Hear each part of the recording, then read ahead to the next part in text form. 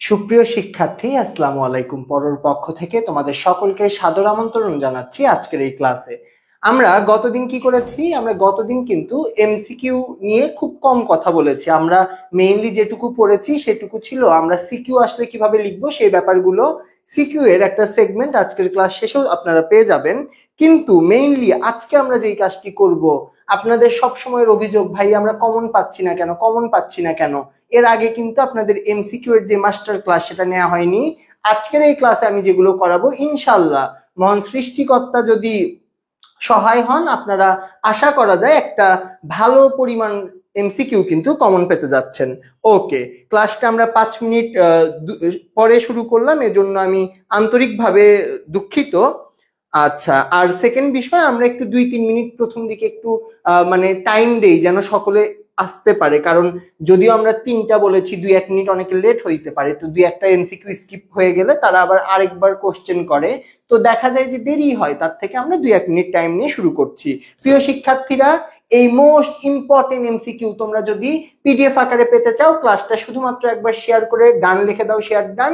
আজকে আমরা প্রাসঙ্গিক কথার মধ্যে থাকবো, এক্সট্রা কোনো সময় নষ্ট করব না ইনশাআল্লাহ। ক্লাস, গত দিনের ক্লাস কে কে করেছো একটু আমাকে জানাও। যারা যারা সালাম দিচ্ছ সবাইকে ওয়ালাইকুম সালাম। ওকে, আচ্ছা, ঠিক আছে। তো চলেন আমরা আমাদের এমসিকিউ এর আমরা অধ্যায় ভিত্তিক, আমাদের যে অধ্যায়গুলো আছে প্রত্যেকটা অধ্যায় ভিত্তিক এমসিকিউ আমরা সলভ করব এবং সেগুলোর সাথে যেটুকু অংশ ব্যাখ্যার প্রয়োজন সেটুকু আমরা ব্যাখ্যা করব। চলেন, আমাদের নাম্বার 1, বাংলাদেশের প্রশাসনিক বিভাগ কয়টি?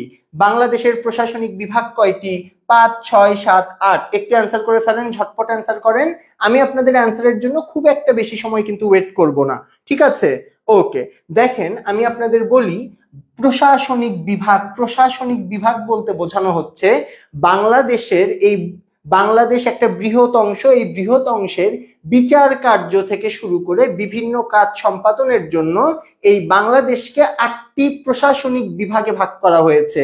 এই প্রত্যেকটি বিভাগের একজন করে বিভাগীয় কমিশনার থাকেন, এছাড়াও বিভিন্ন ধরনের কর্মকর্তা কর্মচারী থাকেন, যারা মিলে সেই বিভাগের শাসন কার্য, বিচার কার্য থেকে শুরু করে সেটা পরিচালনার জন্য বিভিন্ন পদক্ষেপ গ্রহণ করে।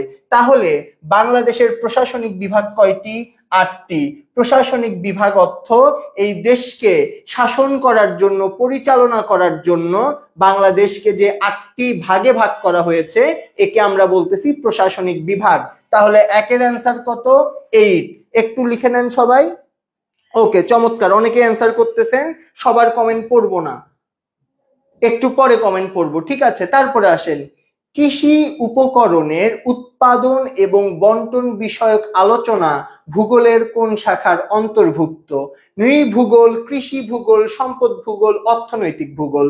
আমরা ভূগোলের প্রথম পত্রে শুধুমাত্র ভূগোল নিয়েই পড়াশোনা করেছি যে ভূগোল অ্যাকচুয়ালি কি, এবং দ্বিতীয় পত্রে এসে আমরা কি করেছি, মানুষের সাথে বা মানুষের জীবনধারা অতিবাহিত করার জন্য ভূগোলের যে যে শাখার সাথে মানুষের সম্পৃক্ততা আছে সেগুলো নিয়ে আমরা আলোচনা করেছি।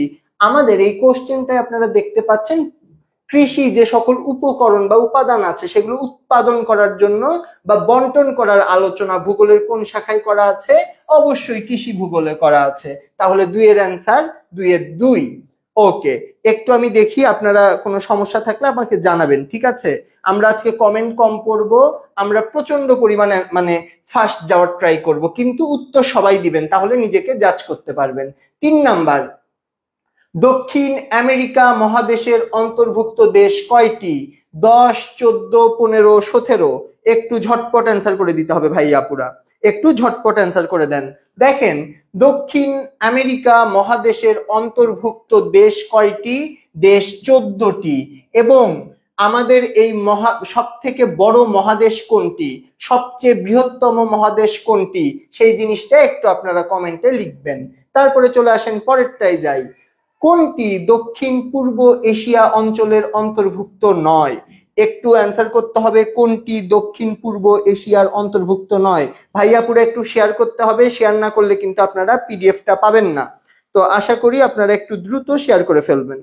ওকে, দেখেন আমাদের কোশ্চেন কি আছে? কোনটি দক্ষিণ পূর্ব এশিয়া অঞ্চলের অন্তর্ভুক্ত নয়? দক্ষিণ পূর্ব এশিয়া অঞ্চলে মোট 11টি দেশ আছে। কয়টি দেশ? 11টি দেশ আছে। এই 11টি দেশের মধ্যে কোনটি অন্তর্ভুক্ত না? Singapore, Vietnam, Brunei, Kuwait. আপনাদের আমি যদি দক্ষিণ পূর্ব এশিয়ার যে দেশগুলো আছে সেগুলোর নাম বলি, এখানে ব্রুনাই আছে, ইন্দোনেশিয়া আছে, কম্বোডিয়া আছে, এখানে লাওস আছে, এখানে মালয়েশিয়া আছে, এরকম বিভিন্ন দেশ আছে। কিন্তু আমি যদি আপনাদের অ্যান্সারের কথা বলি যে এখানে অ্যাকচুয়ালি কোনটা দক্ষিণ পূর্ব এশিয়া অঞ্চলের অন্তর্ভুক্ত নয়, একটু আমাকে বলেন কোনটা? কুয়েত। কুয়েত দক্ষিণ পূর্ব এশিয়া অঞ্চলের অন্তর্ভুক্ত না, কিন্তু Brunei, Vietnam, Singapore, Malaysia, Cambodia এগুলো সবকিছুই দক্ষিণ পূর্ব এশিয়ার অন্তর্ভুক্ত। ওকে, তারপরে আসেন নাম্বার 5। ব্রাজিল কোন দেশের উপনিবেশ ছিল? উপনিবেশ মানে কি? উপনিবেশ মানে কি একটু আমাকে বলেন। আপনারা উপনিবেশ জিনিসটা ক্লিয়ার কিনা আমি একটু আপনাদের বলে দেই। ধরেন কোনো একটা দেশকে অন্য একটা দেশ সেই দেশে গিয়ে যদি শাসন করে, তাদের অধীনস্থ করে, তখন তাকে উপনিবেশ বলে। যেমন আমাদের এই ভারতবর্ষ কার উপনিবেশ ছিল? আমাদের ভারতবর্ষ কিন্তু ব্রিটিশদের উপনিবেশ ছিল। এরকম বিভিন্ন দেশে অন্য দেশ থেকে মানুষ এসে যখন শাসন করেছে বা তাদের শাসনভার নিজেদের হাতে তুলে নিয়েছে, তখন সেটাকে আমরা বলি উপনিবেশ। যেমন উদাহরণ দিলাম, ভারতবর্ষের উপনিবেশ কে ছিল ভাইয়াপুরা? ভারতবর্ষের উপনিবেশ কিন্তু ছিল আমাদের ব্রিটিশরা, কিন্তু ভারতবর্ষকে উপনিবেশ হিসেবে ব্যবহার করেছে। Same goes for Brazil. ব্রাজিলকে শাসন করেছে, মানে ব্রাজিল এবং পর্তুগালের মধ্যে সম্পর্কটা কি ছিল? একটি দেশ আরেকটি দেশে গিয়ে সেখানে শাসন করেছে, সেখানে রাজত্ব করেছে। এই জিনিসটাকে আমরা উপনিবেশ বলি। একটু আমাকে বলেন, এই নাম্বার 5 পর্যন্ত কারো কোনো প্রবলেম আছে কিনা? নাম্বার 5 পর্যন্ত কারো কোনো প্রবলেম আছে কিনা একটু আমাকে বলে দিতে হবে, ঝটপট বলে দেন ভাই আপুরা। আমি শেয়ার একেবারে দেখতে পাচ্ছি না, ক্লাসটা একটু শেয়ার করে দেন, বন্ধু বান্ধবের কাছে একটু ক্লাসটা পৌঁছায় দেন প্লিজ।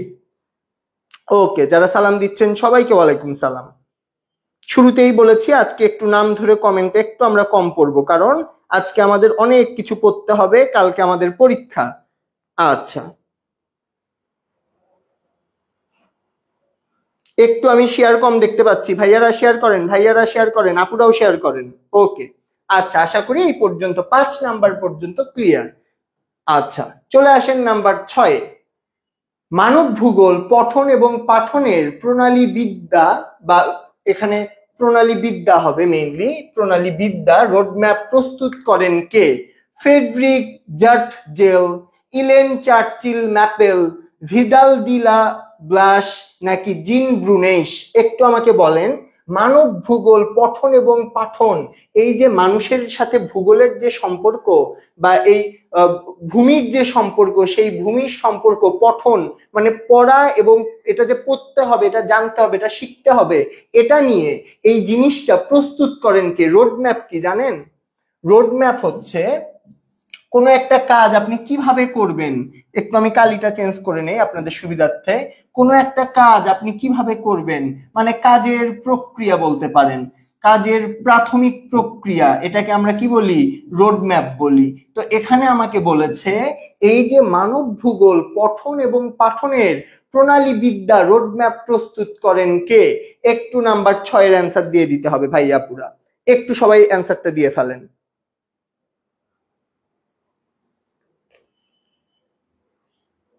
অনেকেই ভুল করতেছেন, এই জন্য এটাতে আমি একটু সময় নিচ্ছি। একটু আমাকে বলেন যে এই রোড ম্যাপটা কে আবিষ্কার করেন, বা এটি নিয়ে কে মেইনলি রোড ম্যাপ প্রস্তুত করেন? কালকের পিডিএফ আপনি যদি পিডিএফ ক্লাসটা শেয়ার করে থাকেন তাহলে অবশ্যই পেয়েছেন। 6 এর অ্যান্সার কি হবে? ফ্রেডরিক জাট জেইল। যারা যারা গ দিয়েছেন ভিদাল দিলা ব্লাস তারা ভুল করেছেন, ফ্রেডরিক জাট জেইল। তারপরে আসেন, তাইলে 6 এর অ্যান্সার এ। নাম্বার 7, ভারতের মোট আয়তন কত?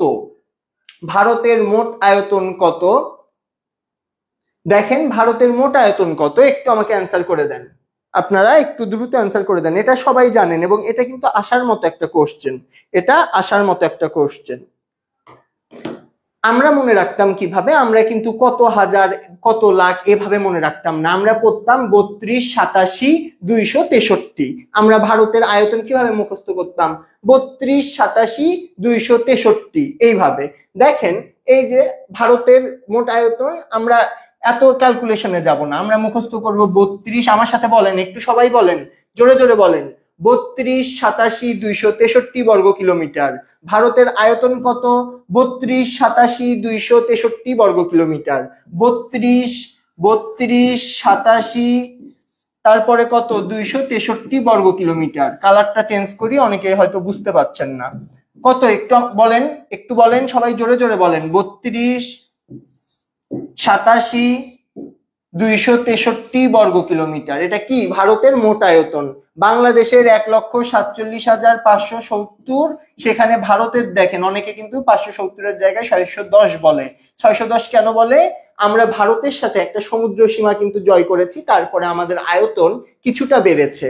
এখন কোথায় 1,47,570 আর কোথায় দেখেন যে 32,87,263, অনেক, একেবারে অনেক গুণ বড়। তো আশা করি এই টপিকগুলো আপনাদের মনে থাকবে। তো আমার সাথে আরেকবার লাস্ট একবার জোরে বলতে হবে ভাই আপু, সবার বলতে হবে 32 87 263, 32 87 200 কত? 263। ওকে, আশা করি এটা কারো ভুল হবে না, আশা করি সবাই এটা পারবেন। তারপরে দেখেন নিউজিল্যান্ড কোন মহাসাগরের দ্বীপ? আটলান্টিক মহাসাগর, ভারত মহাসাগর, প্রশান্ত মহাসাগর, উত্তর মহাসাগর। নাম্বার 8 একটু অ্যান্সার দেন। নাম্বার 8 কি হবে? দেখেন নিউজিল্যান্ড, নিউজিল্যান্ড কিসের? নিউজিল্যান্ড মনে রাখবেন, নিউজিল্যান্ডের যারা ক্রিকেট খেলা দেখেন আমাকে বলেন তো ক্রিকেট কে কে দেখেন? নিউজিল্যান্ডের ক্রিকেট দলের যে প্লেয়ার গুলো আছে, আপনি রোজ টেইলারের কথা বলেন বা আপনি ম্যাকলানের কথা বলেন, যার কথাই বলেন, তারা কি হয়? খুব শান্ত প্রকৃতির হয়। তাইলে আমাদের কি হবে? প্রশান্ত মহাসাগর। ছেলেরা একেবারে ইজিলি পারবে, ছেলেরা ইজিলি পারবে। নিউজিল্যান্ডের কোন মহাসাগরের দ্বীপ? প্রশান্ত মহাসাগর। একটু রিলেট করে মনে রাখবেন, আমি যেভাবে বলতেছি এভাবেই মনে রাখতে হবে, নট নেসেসারি। আপনারা আপনাদের মতো সহজ করে নেবেন জিনিসগুলোকে। তাহলে নিউজিল্যান্ড কোন মহাসাগরের দ্বীপ? প্রশান্ত মহাসাগর। ওকে। মানব ভূগোলে মানুষ এবং প্রকৃতির আন্তঃসম্পর্ক উদ্ঘাটন। উদ্ঘাটন মানে কিন্তু আবিষ্কার করা, আর আন্তঃসম্পর্ক মানে এই মানুষ এবং প্রকৃতির যে নিজেদের মধ্যে সম্পর্ক, সেটার কথা বলেছেন। এটাকে আবিষ্কার করেন কার্ল রিটার, ফ্রেডরিক জাট জেইল, জিন ব্রুনেশ, ইলেন চার্চিল ম্যাপেল। একটু আমাকে অ্যান্সার বলে দেন। নাম্বার 9, নাম্বার 9 কি হবে?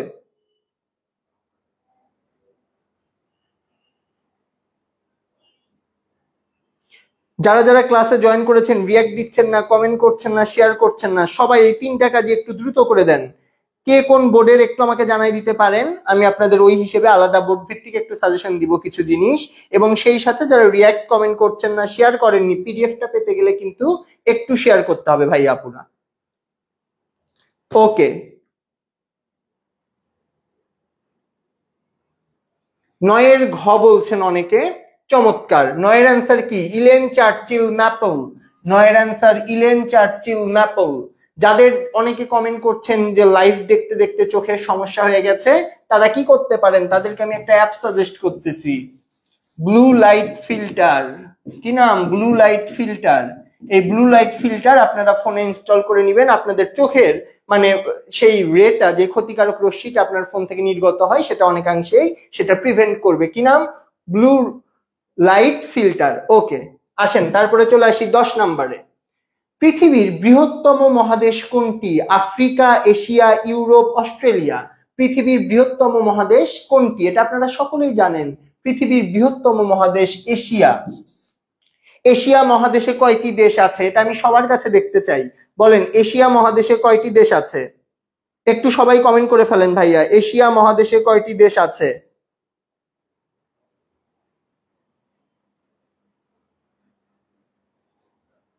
এশিয়া মহাদেশে কয়টি দেশ আছে একটু আমাকে বলেন।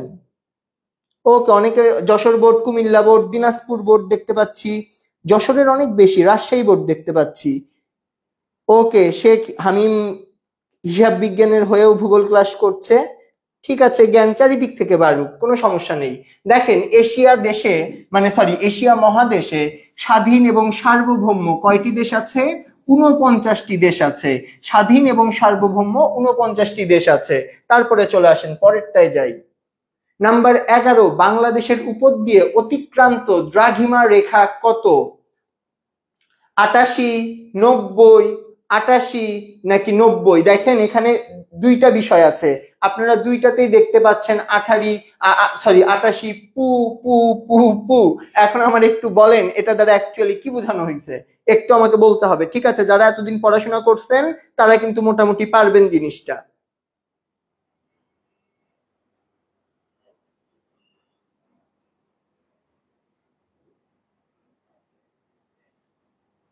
একটু আমাকে কমেন্টে জানিয়ে দিতে হবে।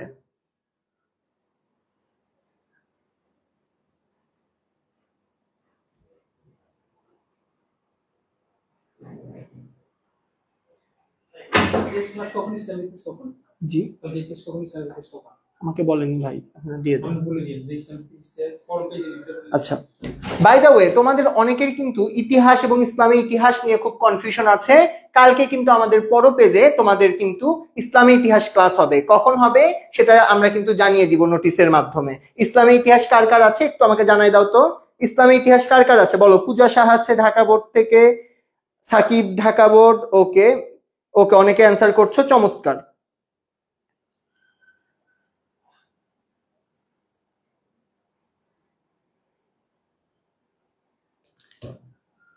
এখানে কিন্তু সবগুলা পু হবে না, এখানে পূর্ব আর পশ্চিম বুঝাইছে। কিছু কিছু এই দুইটা আছে পশ্চিম, একটু টাইপিং মিস্টেক হয়েছে, দুইটা আছে পূর্ব। তাহলে আমাকে বলো, 88 ডিগ্রি পূর্ব দিকে না 88 ডিগ্রি পশ্চিম দিকে? তোমরা জানো 88.01 থেকে 91 সামথিং পর্যন্ত হয়।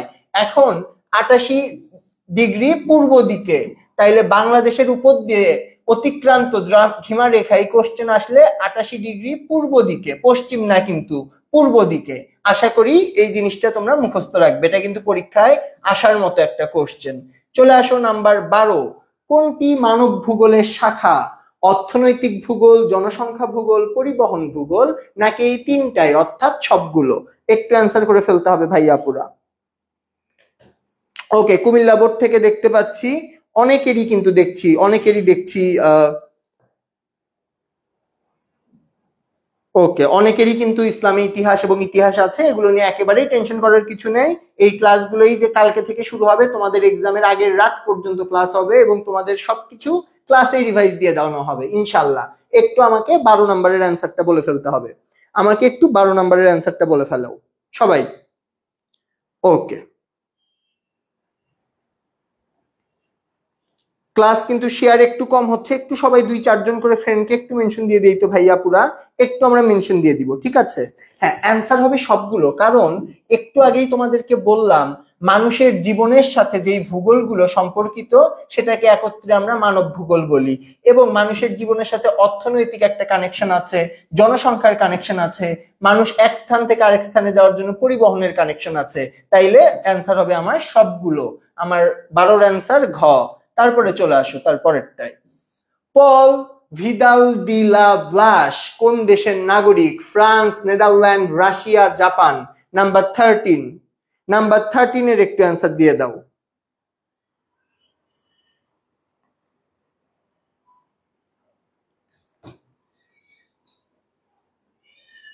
পল ভিদাল ডি লা ব্লাশ কোন দেশের নাগরিক? ফ্রান্সের নাগরিক।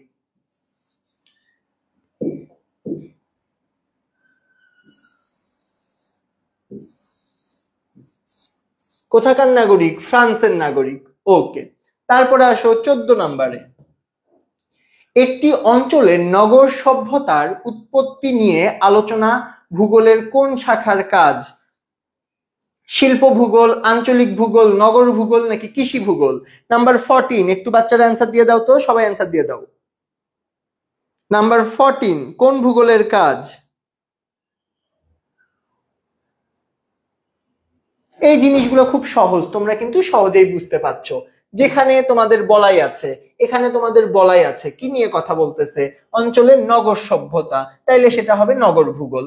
এখানে যদি তোমার ভাষা, সাহিত্য এগুলো নিয়ে কথা বলা হতো তখন কিন্তু তোমার অক্ষর এগুলো নিয়ে কথা বলা হইলে তখন সেটা আরেক ভূগোল হইতো। কৃষি নিয়ে কথা বলা হইলে কৃষি ভূগোল হইতো।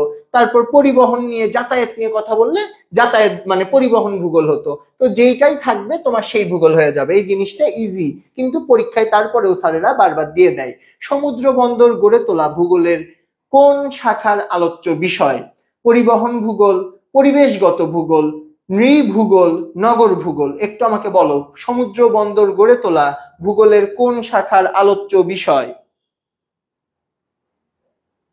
16 নাম্বার তো আমি দেইনি ভাই আপু। ওকে, চলে আসো। তাহলে আমাকে বলো, সমুদ্র বন্দর গড়ে তোলা কোন ভূগোলের আলোচ্য বিষয় বা ভূগোলের কোন শাখার আলোচ্য বিষয়? লিসেন, এই যে সমুদ্র বন্দর, সমুদ্র বন্দর কোথায় গড়ে তোলে? যেখানে তোমার সমুদ্রের সীমা থাকে বা পানি থাকে, তার মানে সেখানে মেইনলি সমুদ্র বন্দর গড়ে ওঠে যেখানে সমুদ্র পথে যাতায়াতের একটা সুযোগ থাকে। এই যে যেখানে যাতায়াত হবে, যেখানে তোমার সমুদ্রের পথ দিয়ে বিভিন্ন কিছু নিয়ে যাবে, তোমার পণ্য নিয়ে যাবে, পণ্য সামগ্রী নিয়ে যাবে, তখন সেটা কোন খাতে চলে যায়? সেটা পরিবহন খাতে চলে যায়। তোমরা দেখবা সমুদ্র বন্দরে, বন্দর দিয়ে বিভিন্ন তোমার খনিজ সম্পদ, তোমার তেল, কয়লা এগুলো কিন্তু আমদানি রপ্তানি করা হয়। তো এটা কোন কোন ভূগোলের অংশ? এগুলো কিন্তু সব পরিবহন ভূগোলের অংশ। কিসের অংশ? পরিবহন ভূগোল। তাহলে 15 অ্যান্সার কি? এ। তারপরে আসো 16 নাম্বার। আফ্রিকা মহাদেশের মোট আয়তন কত? 3,04,70,500 বর্গ কিলোমিটার, 3,02,21,532 বর্গ কিলোমিটার, 3,05,75,444 বর্গ কিলোমিটার, 3,06,75,448 বর্গ কিলোমিটার। আফ্রিকার মোট আয়তন কত? একটু অ্যান্সার করে দাও সবাই, সবাই একটু অ্যান্সার করে দাও ঝটপট।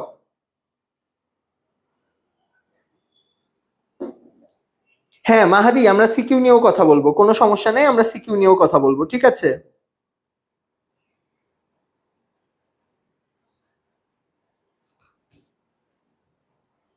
আচ্ছা, এটাও আমরা মুখস্থ রাখবো। কেমনে মুখস্থ রাখবো দেখো, আমরা বলবো 3,2,2,1, 3,2,2,1, আমার সাথে বলো 3,2,2,1 532। বলো 3,2,2,1 532। আফ্রিকার মহাদেশের আয়তন আমরা কিভাবে মনে রাখবো? 3,2,2,1 532। একটু আমার সাথে সাথে বলতে হবে, সবাই বলো 3,2,2,1, 3,2,2,1 532। আফ্রিকা মহাদেশের আয়তন কত? 3,2,2,1 532। একটু সবাই বলো, খাতায় লিখতে হবে, ভাই আপু খাতায় লেখো। ক্লাসের পড়া ক্লাসেই মুখস্থ, ক্লাসের পড়া আমরা ক্লাসেই মুখস্থ করবো। বলো 3,2,2,1 532। তার মানে আমরা যদি দেখি 3,02,21,532 বর্গ কিলোমিটার। তাহলে আফ্রিকা মহাদেশের মোট আয়তন কত? আমার সাথে বলতে হবে, সবাই চিল্লাই চিল্লাই বলো, সবাই বলো 3,2, আমার সাথে সাথে সবাই বলো 3,2,2,1 532। 3,2,2,1 532 বর্গ কিলোমিটার। তাহলে 3 কি 3 কোটি, 21 কি 21 হচ্ছে, সরি 3 কি 3 কোটি, 2 কি 2 লক্ষ, 21 কি 21,532 বর্গ কিলোমিটার। একটু আমাকে বলো কার কার মনে হয়েছে, মুখস্থ থাকবে? একটু আমাকে বলো কার কার মুখস্থ থাকবে? ভাইয়া পুরা এটা মুখস্থ কে কে পারবা? পরীক্ষায় আসলে কে কে পারবা একটু আমাকে বলো। 3,2,2,1 তারপর কত, তারপর 532, 3,02,21,532 বর্গ কিলোমিটার। আমি কি কঠিন করে দিলাম নাকি একটু সহজ করে দিলাম? তোমরা কি পারবা পরীক্ষায় আসলে? একটু আমাকে আশ্বস্ত করো পারবা কিনা। ওকে, তারপরে চলো পরেরটায় যাব আমরা। ভাষা, ধর্ম, বর্ণ, সংস্কৃতি নিয়ে মানব ভূগোলের যে শাখায় আলোচনা করা হয় তার নাম কি? নগর ভূগোল, সাংস্কৃতিক ভূগোল, জনসংখ্যা ভূগোল, গ্রামীণ ভূগোল। ভাষা, ধর্ম, বর্ণ, সংস্কৃতি, এই যে এগুলো নিয়ে আলোচনা করা হয়, তোমরা বুঝতেই পারছো একটা দেশে সংস্কৃতির মধ্যে কি কি থাকে? ভাষা থাকে, ধর্ম থাকে, বর্ণ থাকে, সংস্কৃতি থাকে। তাইলে এই সব কিছু মিলে এসে আমার কি হবে? আমার সাংস্কৃতিক ভূগোল। তাইলে 17-র অ্যান্সার কি হবে? 2। 17 2। চমৎকার চমৎকার, সকলে অ্যান্সার দিতে পারছো ইনশাল্লাহ। আজকের ক্লাসে যারা উপস্থিত আছো, মহান সৃষ্টিকর্তা সকলকে সকলকে এ প্লাস পাওয়ার তৌফিক দান করুক এবং তোমাদের কাঙ্ক্ষিত সফলতা তোমাদের হাতে ধরা দিক ইনশাল্লাহ। ওকে, তারপরে চলে আসো নাম্বার 18। চলে আসি আমরা নাম্বার 18-তে। বিসমিল্লাহির রহমানির রহিম। শিক্ষা, স্বাস্থ্য ও চিকিৎসা প্রভৃতি ভূগোল কোন শাখার আলোচ্য বিষয়? নগর ভূগোল, বসতি ভূগোল, রাজনৈতিক ভূগোল, সাংস্কৃতিক ভূগোল। নাম্বার 18, আবার বলে দাও 18 নাম্বারের অ্যান্সার কি হবে? দেখো, শিক্ষাও কিন্তু সংস্কৃতির অংশ, শিক্ষা সংস্কৃতির অংশ, এবং স্বাস্থ্য চিকিৎসা মানুষজন বিভিন্ন রকম কিন্তু সাংস্কৃতিক মধ্যে চিকিৎসা কেমনে পড়ে আমাদের ভিতরে বিভিন্ন মানে বিভিন্ন ধরনের কি বলবো প্রাচীন কাল থেকে করে আসতেছি এমন বিষয় দেখা যায় না? যেমন আমরা একটা খুব সহজ উদাহরণ যদি দেই, আমাদের যদি খাবার পর গ্যাস ফর্ম করে দেখবা গ্রামে বিভিন্ন জন বলে বাতাস লেগেছে, আবার তোমরা দেখবা কাশি হলে আমরা তুলসী পাতার রস খাচ্ছি। তো এই যে বিষয়গুলো, এগুলো কিন্তু সাংস্কৃতিক ভাবে দীর্ঘদিন থেকে আমাদের সাথে এগুলো চলে আসছে। তার মানে এগুলো একটা ঐতিহাসিক বা ঐতিহ্যর মতো আমরা পালন করি। সুতরাং এই শিক্ষা, স্বাস্থ্য, চিকিৎসা এগুলোও হচ্ছে সাংস্কৃতিক ভূগোলের অংশ। তাহলে আমাকে বলো, শিক্ষা, স্বাস্থ্য, চিকিৎসা কোন ভূগোলের অংশ? সাংস্কৃতিক ভূগোলের অংশ। বুঝছো কিনা একটু বলো, ক্লিয়ার কিনা? নাম্বার 18 পর্যন্ত একেবারে 100% ক্লিয়ার কিনা বলতে হবে। ওকে, চলো পরেরটায় যাই। 19, মধ্যপ্রাচ্যের দেশ কোনটি? কাতার, লাওস, ভুটান, নেপাল। মধ্যপ্রাচ্যের দেশ কোনটি?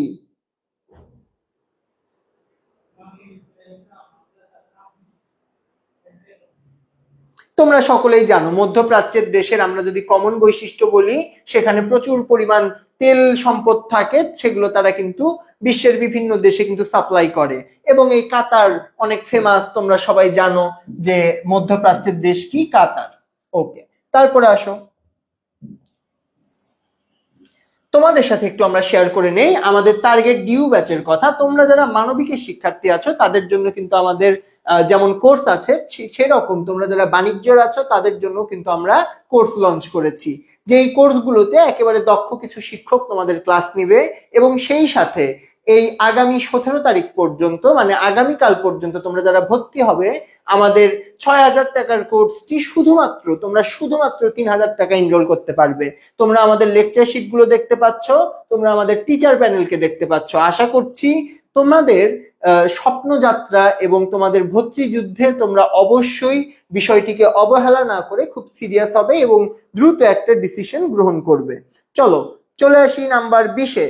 সমুদ্র বেষ্টিত দেশ কোনটি? জাপান, ভারত, উত্তর কোরিয়া নাকি দক্ষিণ কোরিয়া? নাম্বার 20।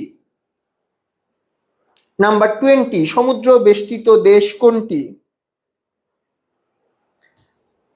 সমুদ্র বেষ্টিত দেশ মানে কি, একটা দেশের তোমার ধরো যে অধিকাংশ চারপাশ দিয়ে, প্রায় চারপাশ দিয়ে যদি সমুদ্র থাকে, সেটাকে বেষ্টন করে রাখে, তখন সেটাকে বলা হয় জাপান। দুঃখিত, মানে সেটাকে বলা হয় সমুদ্র বেষ্টিত দেশ। এবং এই জাপানটা কি, জাপানটা হচ্ছে সমুদ্র বেষ্টিত দেশ, মানে বেষ্টন করে রেখেছে, ঘিরে রেখেছে কে, সমুদ্র তাকে ঘিরে রেখেছে। আচ্ছা, তারপরে আসো নাম্বার 21, অ্যান্টার্কটিকা মহাদেশের পৃথিবীর কয়টি দেশ তাদের টেরিটোরিয়াল দেশ মনে করে? অ্যান্টার্কটিকা মহাদেশটিকে পৃথিবীর কয়টি দেশ তাদের টেরিটোরিয়াল দেশ হিসেবে মনে করে? টেরিটোরিয়াল দেশ কি? কোনো একটা দেশকে যদি তোমার স্বাধীন সার্বভৌম মনে করা হয়, কোনো একটা দেশকে তোমার স্বাধীন সার্বভৌম সার্বভৌম মনে করা হয়, এবং সেই দেশটির যে সকল সেটা যদি আন্তর্জাতিকভাবে স্বীকৃতি লাভ করে, অর্থাৎ আমি নিজেকে স্বাধীন মনে করলাম, কিন্তু আন্তর্জাতিক মহল যদি আমাকে স্বাধীন মনে না করে, তাহলে কিন্তু আমি আর স্বাধীন কি টেরিটোরিয়াল দেশ হইতে পারবো না। একটা টেরিটোরিয়াল দেশ হইতে গেলে সেটা স্বাধীন হইতে হবে, সার্বভৌম হইতে হবে। সার্বভৌম মানে কি, সেই দেশের ডিসিশনে আর কেউ এসে হস্তক্ষেপ করবে না। ধরো তুমি একটা জামা পরেছো, তোমার বাসার কেউ এসে তোমাকে বলতেছে না যে না এই জামা পরা যাবে না, মানে তুমি তোমার ডিসিশন একাই নিচ্ছ।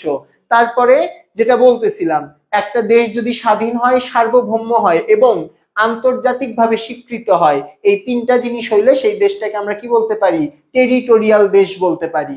এখন আমাদের একটা মহাদেশের নাম বলেছে, অ্যান্টার্কটিকা মহাদেশে পৃথিবীর কয়টি দেশ তাদের টেরিটোরিয়াল মনে করে? 10, 12, 14 নাকি 16? নাম্বার 21 একটু আমাকে বলতে হবে। নাম্বার 21।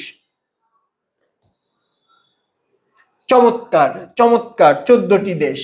ওকে, তোমরা তো সবই পারতেছো, আলহামদুলিল্লাহ।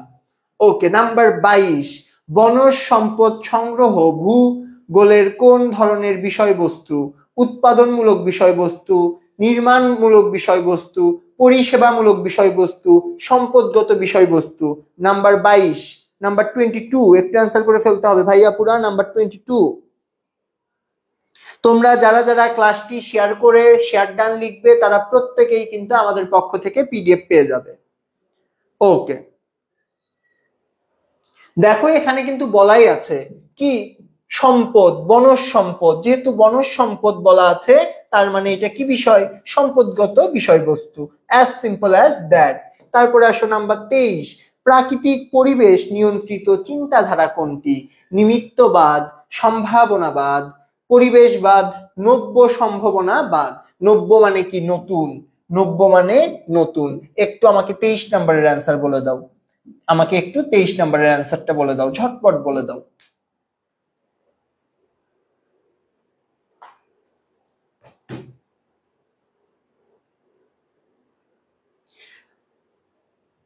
প্রাকৃতিক পরিবেশের নিয়ন্ত্রিত চিন্তাধারা কোনটি? কোনটি? নিমিত্তবাদ। কোনটি? নিমিত্তবাদ। একটু আমাকে বলো তো, নিমিত্তবাদ বলতে কি বোঝায়?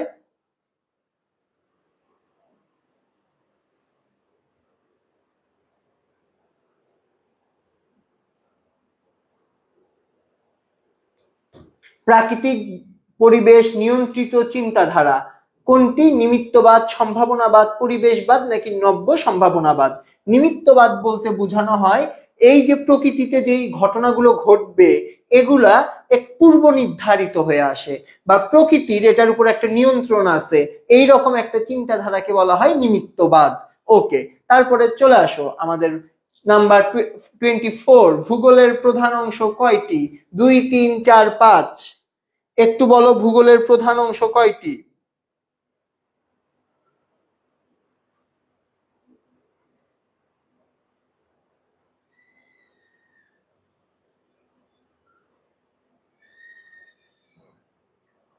একটু অ্যান্সার দিয়ে দাও ঝটপট। ভূগোলের প্রধান অংশ কয়টি? 2টি। কি কি? আমরা ভূগোলকে যদি 2 ভাগে ভাগ করি, একটা হচ্ছে মানব ভূগোল, আরেকটা কি বলো, কমেন্ট করো। মানব ভূগোল, আরেকটা কি? প্রাকৃতিক ভূগোল বা প্রকৃতি ভূগোলও অনেকে বলে। এখন মানব ভূগোল আর প্রকৃতি ভূগোল দ্বারা কি বোঝানো হয়েছে? মানুষের সাথে ভূগোলের যে সম্পর্ক সেটা মানব ভূগোল বলা হয়েছে, এবং প্রাকৃতিকভাবে যে ভূগোলের বিষয়বস্তু সেগুলোকে প্রাকৃতিক ভূগোল বা প্রকৃতি ভূগোল বলা হয়। আশা করি ভূগোলের প্রধান অংশ দুইটি এই এমসিকিউটা তোমাদের পরীক্ষায় আসলে তোমরা অবশ্যই পারবে। ওকে, নাম্বার 25, দক্ষিণ আমেরিকা মহাদেশ কোথায় অবস্থিত? অস্ট্রেলিয়ার পূর্বে, উত্তর আমেরিকার দক্ষিণ পূর্বে, এশিয়ার উত্তর পূর্বে, অ্যান্টার্কটিকার দক্ষিণে। নাম্বার 25 একটু বলে দাও, নাম্বার 25 কি হবে?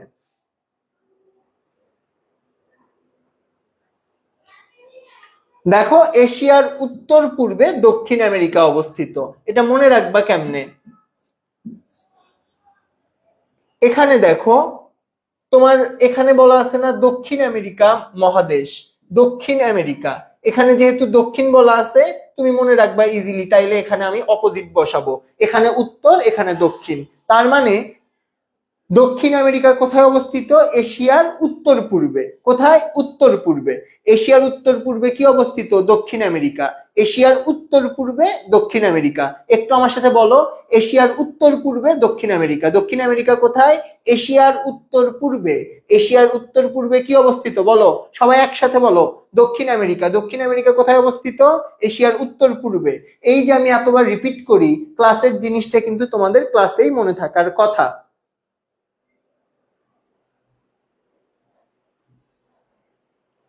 আচ্ছা, যারা অ্যান্সার দিচ্ছ চমৎকার, সকলকে অসংখ্য ধন্যবাদ। ওকে, তারপরে আসো, ক্লাস শেয়ার কম হচ্ছে, রিয়াক্ট দিচ্ছ না তোমরা, কমেন্ট করছো না, একটু কমেন্ট করো।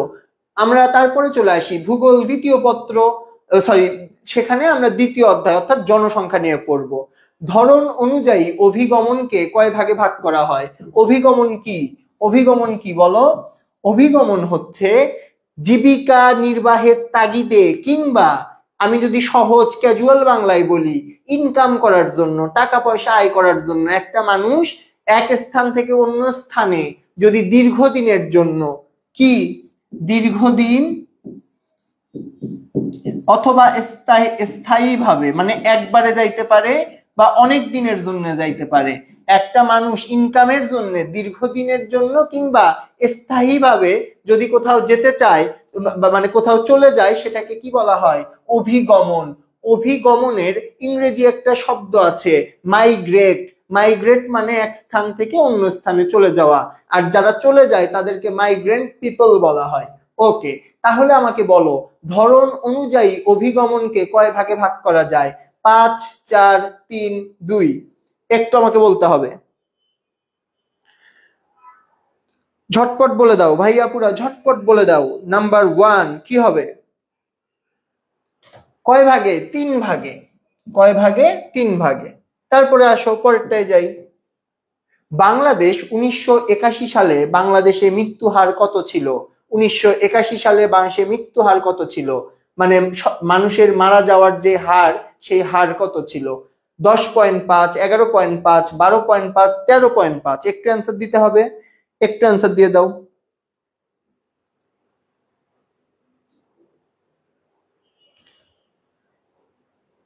এটা কেমনে মনে রাখবা? এটারও একটা শর্টকাট বলে দেই। কত? 1981, মাঝখানের দুইটা বাদ দাও, কত? 11, 11.5। আমি না আগে সবসময় এমসিকিউ, মানে হয়তোবা স্টেট মুখস্থ করলেই সহজে হইতো, কিন্তু তারপরেও আমি এগুলো মানে টেকনিক দিয়ে মনে রাখার চেষ্টা করতাম। আমি জানি না তোমরা কি করো, বাট তাছাড়া এত তথ্য এত কিছু আমার মনে থাকে না। তো কি করবা? 1981 সালে মৃত্যুহার কত ছিল, মাঝখানে দুইটা বাদ দাও, তাহলে 11, তাহলে 11.5। আমার অ্যান্সার 11.5। একটু বলো ক্লিয়ার কিনা। তারপরে জনসংখ্যার সবচেয়ে গুরুত্বপূর্ণ জনমিতিক উপাদান হচ্ছে, মানে জনমিতিক উপাদান কি আমাকে বলো? জনসংখ্যার পরিবর্তন বা জনসংখ্যা চেঞ্জ হওয়ার যে উপাদান বা যে কারণ, সেগুলোর বিষয় বলেছে। নৃগোষ্ঠী, বয়স কাঠামো, ভাষাগত বৈশিষ্ট্য, পেশাগত বৈশিষ্ট্য। নাম্বার 3, নাম্বার 3 কি হবে বলো?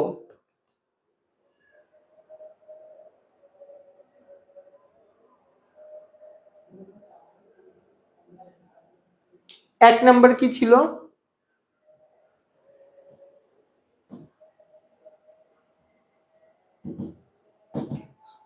ও না, সরি, এটাই তো, হ্যাঁ। 3 নম্বরের অ্যান্সার কি হবে বলো?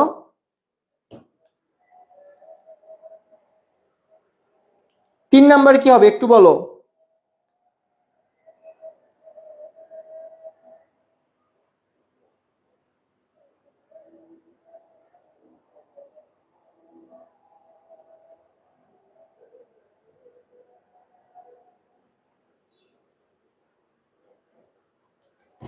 আচ্ছা, ও কেবল বুঝলাম তোমাদের কোশ্চেন কি ছিল।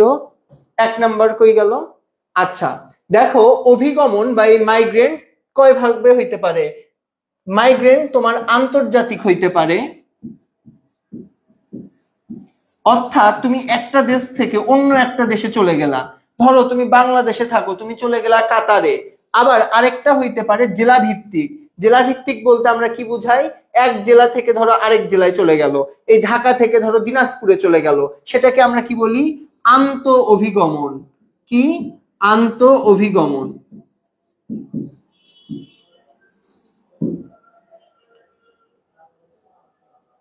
ও 1-3 বলা হয়েছে, সরি, এক হচ্ছে দুই ভাগে, দুই ভাগে। আন্তর্জাতিক একটা, আর একটা হচ্ছে আন্ত অভিগমন। আরো এক প্রকারের অভিগমন আছে, সেটা হচ্ছে একটু আগে তোমাদেরকে আমি বলেছিলাম, অভিগমন বা মাইগ্রেশন দীর্ঘ সময়ের জন্য বা স্থায়ী রূপে হয়। এই যে দীর্ঘ সময় থাকলে তোমার একটা অভিগমন, আর স্থায়ী হইলে আরেকটা অভিগমন। মানে ধরো তুমি 10 বছর থাকবা কোথাও, আবার তুমি অনেক দিন থাকবা, মানে এক সারা জীবন ওখানেই থাকবা। এই দুইটা মিলে কিন্তু আবার একটা নতুন কিন্তু ডাইভার্সিটি দেখা যায়। কিন্তু যদি ধরন অনুযায়ী অভিগমনের প্রধান কারণ মানে প্রধান প্রকারভেদ বলা হয় 2 প্রকার। বলতে একটু ভুল হইতে পারে, সরি। আচ্ছা, চলো তারপরে যাই আমরা 4 নাম্বারে, আন্তর্জাতিক অভিগমন। এই যে দেখো, আবার এখন আবার আমরা আন্তর্জাতিক অভিগমনকে ভাগ করতে পারি। আন্তর্জাতিক অভিগমনকে কয় ভাগে ভাগ করা যায়? 2, 3, 4, 5। বলো আন্তর্জাতিক অভিগমনকে আমরা কয় ভাগে ভাগ করতে পারি?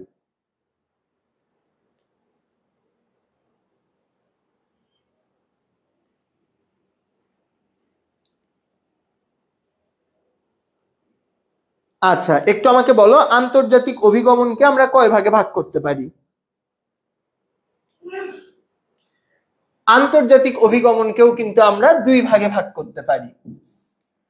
ওকে, তারপরে চলে আসো নাম্বার 5-এ, জনসংখ্যার ঘনত্ব বলতে কি বোঝায়? জনসংখ্যার ঘনত্ব কিন্তু আমি তোমাদেরকে গতদিন বলেছিলাম যে আমার দেশের আয়তনকে, আমি দেশের আয়তনকে যদি দেশের মোট জনসংখ্যা দিয়ে আমি ভাগ করি করে প্রতি বর্গ কিলোমিটারে কতজন করে মানুষ বাস করে সেই তথ্য যদি আমি বের করি, তাহলেই কিন্তু আমার জনসংখ্যার ঘনত্ব বের হয়। বাংলাদেশের জনসংখ্যার ঘনত্ব কত একটু আমাকে বলো তো। বাংলাদেশের জনসংখ্যার ঘনত্ব কত? এটা আমি কালকে পড়িয়েছি। বাংলাদেশের জনসংখ্যার ঘনত্ব কত?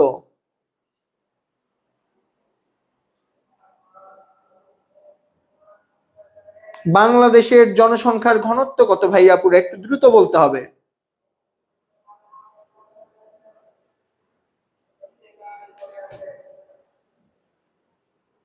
একটু আমাকে বলো বাংলাদেশের জনসংখ্যার ঘনত্ব কত?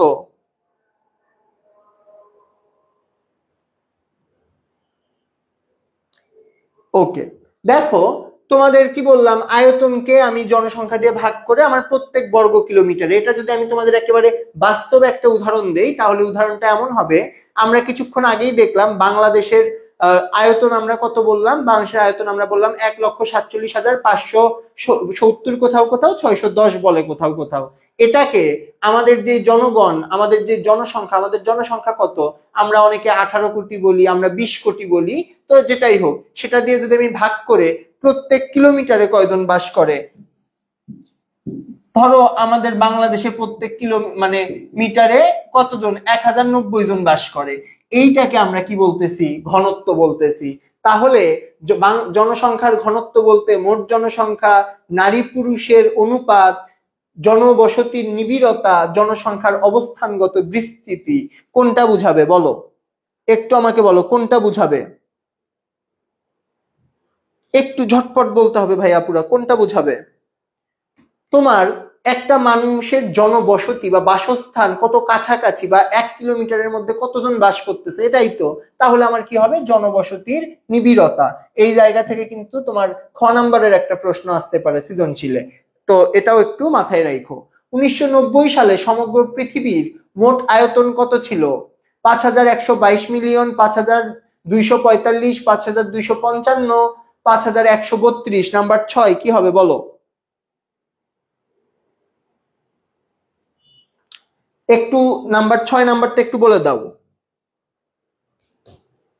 এর থেকে বেশি ফাস্ট বললে অনেকেই বুঝতে পারবে না, এই জন্য একটু সময় দেওয়া উচিত সবাইকে। 1015 2021 সালে ছিল ভাইয়া, তারপরে কিন্তু এটা আপডেট হচ্ছে। লাস্ট একেবারে লেটেস্ট নিউজ পর্যন্ত 1090, 1090, ঠিক আছে। ওকে, তারপরে দেখো 1990 সালে সমগ্র বাংলাদেশে মোট জনসংখ্যা কত ছিল বলো?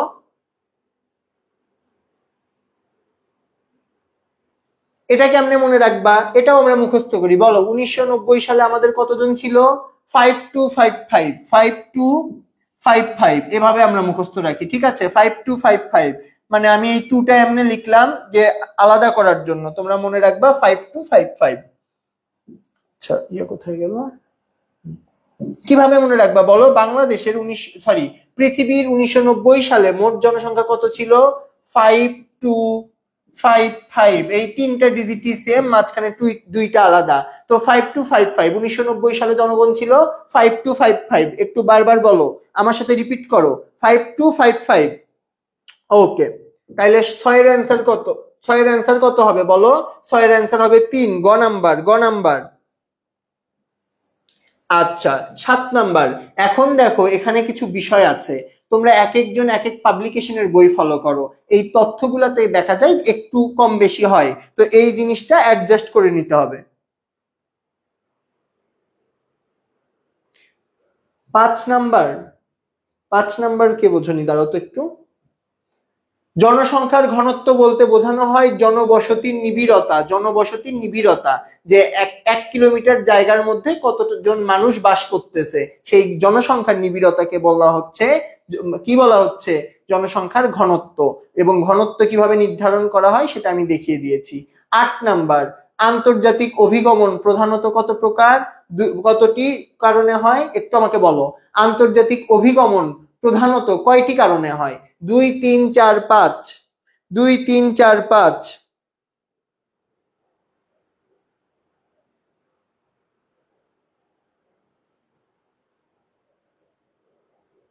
3 নাম্বারের অ্যান্সার দিয়েছি ভাইয়া, তোমরা যারা যারা একটু পরে এসেছো তারা পরবর্তীতে দেখে নিও, কারণ প্রত্যেকবার যদি একটু পিছনে যাই অনেকে বিরক্ত হবে, ঠিক আছে।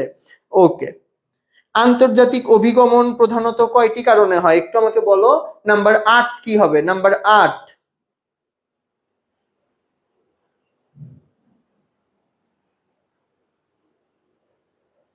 নাম্বার 8 বলো, আন্তর্জাতিক অভিগমন কয়টি কারণে হয়? 2টি কারণে। কয়টি কারণে হয়? 2টি কারণে। ওকে, তারপরে আসো পরেরটায় যাই।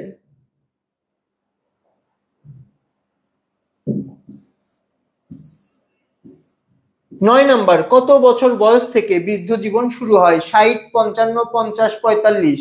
কত বছর বয়স থেকে বৃদ্ধ জীবন শুরু হয় একটু আমাকে বলো, তোমাদের কমেন্ট দেখতে চাই, কত বছর বয়স থেকে বৃদ্ধ জীবন শুরু হয় বলো। তোমরা অ্যান্সার করো, অতক্ষণ আমি বলে যাচ্ছি। কত? 60 বছর। তারপরে আসো, ইউএন ডাটা 2019, ইউনাইটেড নেশনের একটা ডাটা 2019-এর হিসেবে চীনের জনসংখ্যা কত? 1.357 মিলিয়ন, 1.435 বিলিয়ন, নাকি 1.675 বিলিয়ন, নাকি 1.805 বিলিয়ন? নাম্বার 10 কি হবে?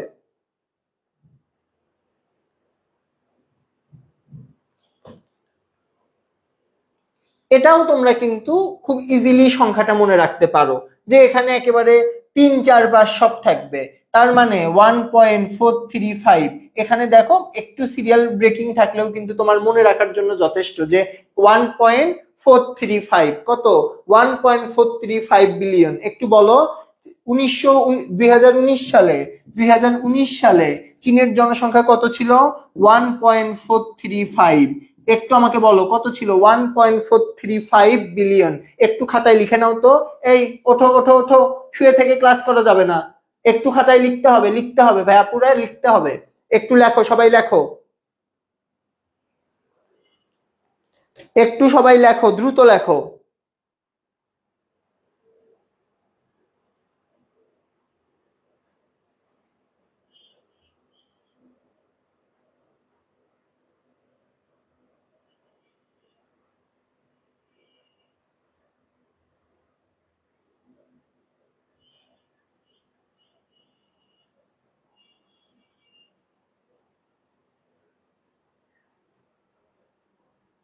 লিখছো কিনা একটু আমাকে বলো। ওকে, ঠিক আছে।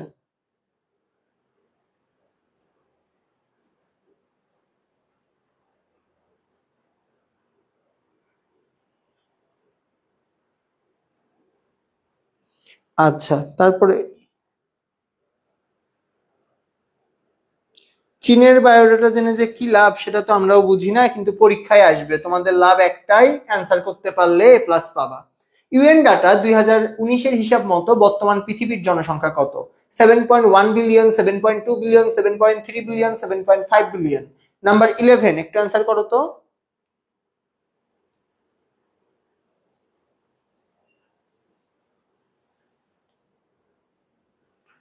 নাম্বার 11।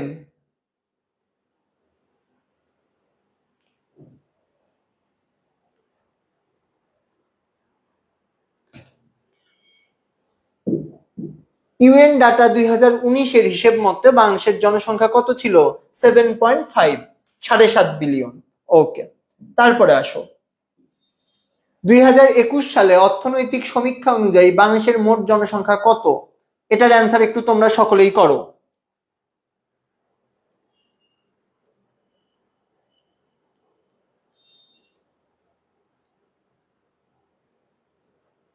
আচ্ছা, দুই একটা যদি তোমাদের স্কিপ হয়ে যায় সেটা আজকের ক্লাস শেষে ভিডিওতে দেখে নিবা, পিডিএফ এ পেয়ে যাবা। তো এত বেশি অডিট হওয়ার কিছু নেই, যেইটা করানো হচ্ছে সেইটাই মনোযোগ না দিয়ে আগের গুলা নিয়ে এত লাফালাফি করলে তো সমস্যা, তাহলে তো পরের গুলাও মিস করবা, আগেরটা তো মিস করছোই, তাইলে তো আর লাভ হইলো না।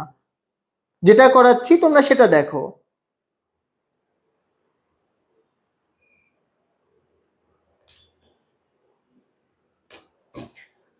2021 সালে অর্থনৈতিক সমীক্ষা অনুযায়ী বাংলাদেশের মোট জনসংখ্যা কত? শুধু মনে রাখবা 1682। কত? 1682। 2021-এ কত? 1682। 1682, বাকিগুলা অনেক কিছুই থাকবে, পুরাটাও মনে রাখার দরকার নাই, 1682 দিয়ে মনে রাখবা। ওকে, যত শর্টে এই সংখ্যাগুলো তুমি যত ট্রিক্স দিয়ে মনে রাখবা, কারণ 1000টা তথ্য তুমি কয়টা নর্মালি মনে রাখবে, একটু ট্রিক্স খাটায় মনে রাখতে হবে। যুক্তরাষ্ট্রের চেয়ে বাংলাদেশের মৃত্যু হার কত বেশি? 6 জন, 6.2 জন, 6.4 জন, 6.6 জন। একটু অ্যান্সার করো। নাম্বার 13,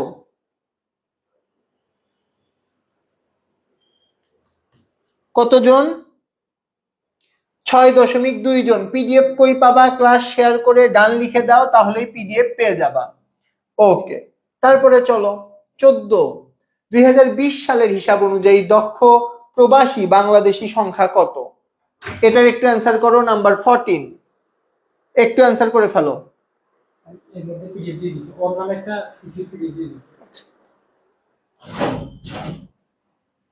একটু অ্যান্সার করে ফেলো ঝটপট।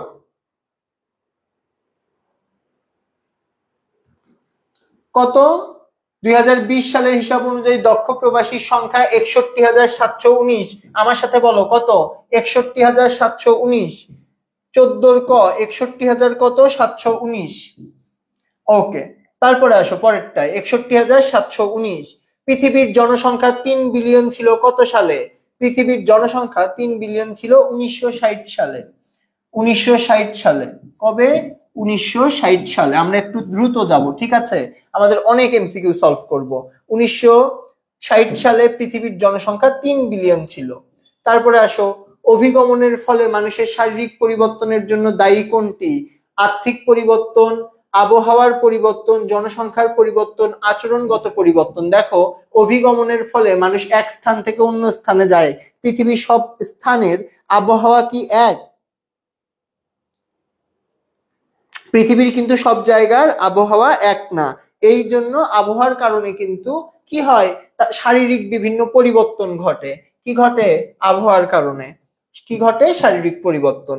কোন ধরনের পরিবর্তনের জন্য মানুষ অভিবাসনে আগ্রহী হয়? অর্থনৈতিক, সামাজিক, রাজনৈতিক নাকি জন বৈশিষ্ট্যগত?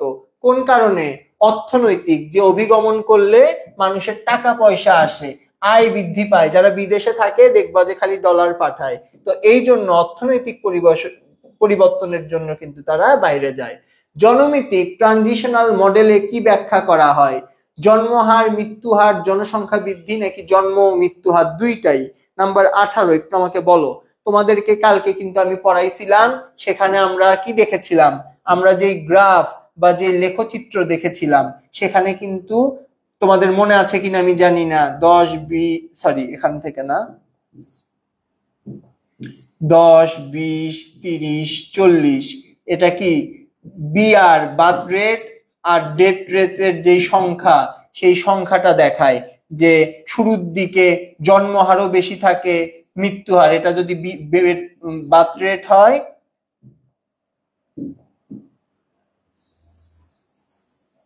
এটা হয় ডেথ রেট। তো নর্মালি এরকম, আমি তোমাদের জাস্ট একটা আইডিয়া দিচ্ছি, এটা ডেথ রেট। তার মানে একটা জনসংখ্যার কিভাবে জন্ম মৃত্যুর হার বাড়ে কমে সেই জিনিসটা কিন্তু দেখানো হয়। এটা কে দেখিয়েছিলেন? 1929 সালে একজন ভদ্রলোক, ওয়ারেন থমসন। কি নাম? কি নাম বলো? Warren Thomson. ওয়ারেন থমসন 1929 সালে, একটু লিখে নাও ভাই, এগুলো কিন্তু পরীক্ষায় আসবে এবং এমসিকিউ তোমাদের লিখতে হবে। 1929 সালে এই ট্রানজিশনাল মডেল কিন্তু ব্যাখ্যা করেন তিনি। জন্মহার এবং মৃত্যুহার এই দুইটা জিনিসই কিন্তু তার মডেলে আছে। একটু আমাকে বলো 18 পর্যন্ত ক্লিয়ার কিনা? 18 পর্যন্ত ক্লিয়ার কিনা একটু আমাকে বলতে হবে। ওকে, তারপরে চলে আসো 19। অভিগমনের আকর্ষণমূলক কারণ কোনটি? জনসংখ্যা বৃদ্ধি, অর্থনৈতিক মন্দা, প্রাকৃতিক দুর্যোগ, সামাজিক নিরাপত্তা। আকর্ষণমূলক কারণ কোনটি? নাম্বার 19।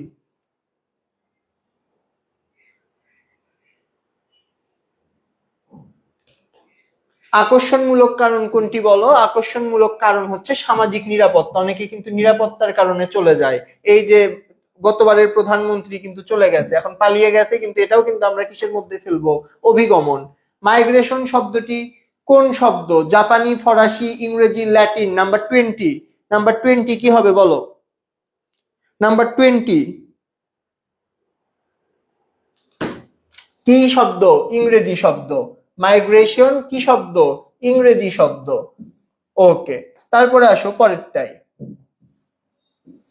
জনসংখ্যার বয়স ভিত্তিক পরিমাপ করার জন্য কয়টি শ্রেণীতে ভাগ করা হয়? 4, 3, 2, 5। নাম্বার 21। নাম্বার 21 কি হবে বলো? বয়স ভিত্তিক পরিমাপ করার জন্য কয়টি শ্রেণীতে ভাগ করা হয়? 4, 3, 2, 5। বলো কয়টি? 19-এর ঘ ঘ ঘ। আচ্ছা দেখো, 21 নম্বরে চলে আসছি আমরা। তিনটি কারণে, তিনটি জনসংখ্যার বয়স ভিত্তিক পরিমাপ করার জন্য তিনটি শ্রেণীতে ভাগ করা হয়েছে। ওকে, তারপরে আসো 2020 সালের হিসাব অনুযায়ী পেশাজীবী প্রবাসী বাংলাদেশির সংখ্যা 378, 310, 308, 305। কতজন পেশাজীবী যারা চাকরি বাকরি করে? কতজন? 378। কতজন? 378 জন। ওকে, তারপরে আসো পরেরটায় যাই। ল্যাটিন শব্দ মিগ্রাটি এর অর্থ কি? বাসস্থান পরিবর্তন, অভ্যাস পরিবর্তন, স্থান পরিবর্তন, জনসংখ্যা পরিবর্তন। নাম্বার 23। নাম্বার 23 কি হবে একটু বলো? সাদিয়া জান্নাত, সবকিছুই পড়ানো হবে, আমাদের ক্লাসটা এখনো শেষ হয়নি, একটু ধৈর্য ধরে যেটা পড়ানো হচ্ছে একটু মনোযোগ দিয়ে দেখেন, ঠিক আছে? ল্যাটিন শব্দ মাইগ্রেটি বা মিগ্রেটি, আপনারা যেটাই বলেন, এটা হচ্ছে বাসস্থান পরিবর্তন। তারপরে আসেন, সবচেয়ে বেশি জনসংখ্যার অবস্থান কোন মহাদেশে? Africa, Asia, Europe, Oceania? Number 24। Asia মহাদেশ যেহেতু সব থেকে বড় এবং এশিয়া মহাদেশ কি সব থেকে বড় এবং এখানে প্রায় 49টি স্বাধীন সার্বভৌম রাষ্ট্র আছে, সুতরাং এটার জনসংখ্যা অনেক বেশি। তারপরে চলে আসেন পরেরটায় যাই। বাংলাদেশে মাছ রপ্তানিতে বিশ্বের কততম স্থানে রয়েছে? চতুর্থ, পঞ্চম, ষষ্ঠ, সপ্তম? কততম স্থানে আছে একটু বলেন। হ্যাঁ, ইমরান, আপনি যদি রস চান তাহলে আপনার মানে 2026-এর সাথে ক্লাস করতে হবে। কালকে পরীক্ষা, আজকে যদি আপনি ক্লাসে রস চান তাহলে জিনিসটা খুবই চিন্তার বিষয়। বাংলাদেশের মাছ রপ্তানিতে কততম স্থানে আছে? সপ্তম স্থানে আছে। চলে আসেন পরেরটায়। চলে আসলাম আমরা কৃষিতে। এই অধ্যায় থেকে কিন্তু মোটামুটি আপনারা ভালো লেভেলের কোশ্চেন কমন পাবেন ইনশাল্লাহ। চা রপ্তানিতে চীন কততম? চা রপ্তানিতে চীন কততম স্থানে আছে? প্রথম, তৃতীয়, চতুর্থ নাকি পঞ্চম? একটু বলেন কততম স্থানে আছে। চা রপ্তানিতে কিন্তু চীন সবার আগে, অর্থাৎ প্রথম স্থানে আছে চীন। তারপরে আসেন পরেরটায় যাই। গম চাষের জন্য প্রয়োজনীয় বৃষ্টিপাতের পরিমাপ 20.50, 30.50, 30 থেকে 100, 60 থেকে 150। আপনার এই পরিমাণ বৃষ্টি হলে আপনার মানে গম চাষটা খুব সুন্দরভাবে হবে। এই পরিমাণটা কত একটু আমাকে বলেন। দেখেন, মনে রাখবেন গম চাষের জন্য আপনার 30 to 100 অর্থাৎ 30 থেকে 100 সেন্টিমিটার বৃষ্টিপাতের পরিমাণ প্রয়োজন। একটু আমার সাথে বলেন কত? 30 থেকে 100। 30 থেকে 100 কিসের জন্য প্রয়োজন? গম চাষের জন্য কি প্রয়োজন? বৃষ্টিপাতের প্রয়োজন। তাহলে কত থেকে কত? 30 থেকে 100। গম চাষের জন্য কত থেকে কত পরিমাণ বৃষ্টিপাতের প্রয়োজন? 30 থেকে 100 সেন্টিমিটার। এগুলো কিন্তু আপনাদের সৃজনশীল ক নাম্বার প্রশ্নেও চলে আসতে পারে। পৃথিবীর ধান্যগার কিংবা রাইস বোল বলা হয় কোন দেশকে? চীন, ভারত, বাংলাদেশ, মায়ানমার? কোন দেশকে বলা হয় বলেন? চীনকে বলা হয়। চীনকে রাইস বোল বলা হয়। আপনারা অনেকে সেট মেনু খান, রাইস বোল খান, সেই রাইস বোলটা কার উপাধি? চীনের। বিশ্বের দ্বিতীয় প্রধান খাদ্যশস্য ধান, গম, যব, ভুট্টো? এটা একটু আমাকে বলেন কি? দ্বিতীয় প্রধান খাদ্যশস্য কি? ধান। দ্বিতীয় প্রধান খাদ্যশস্য ধান। ওকে, তারপরে আসেন।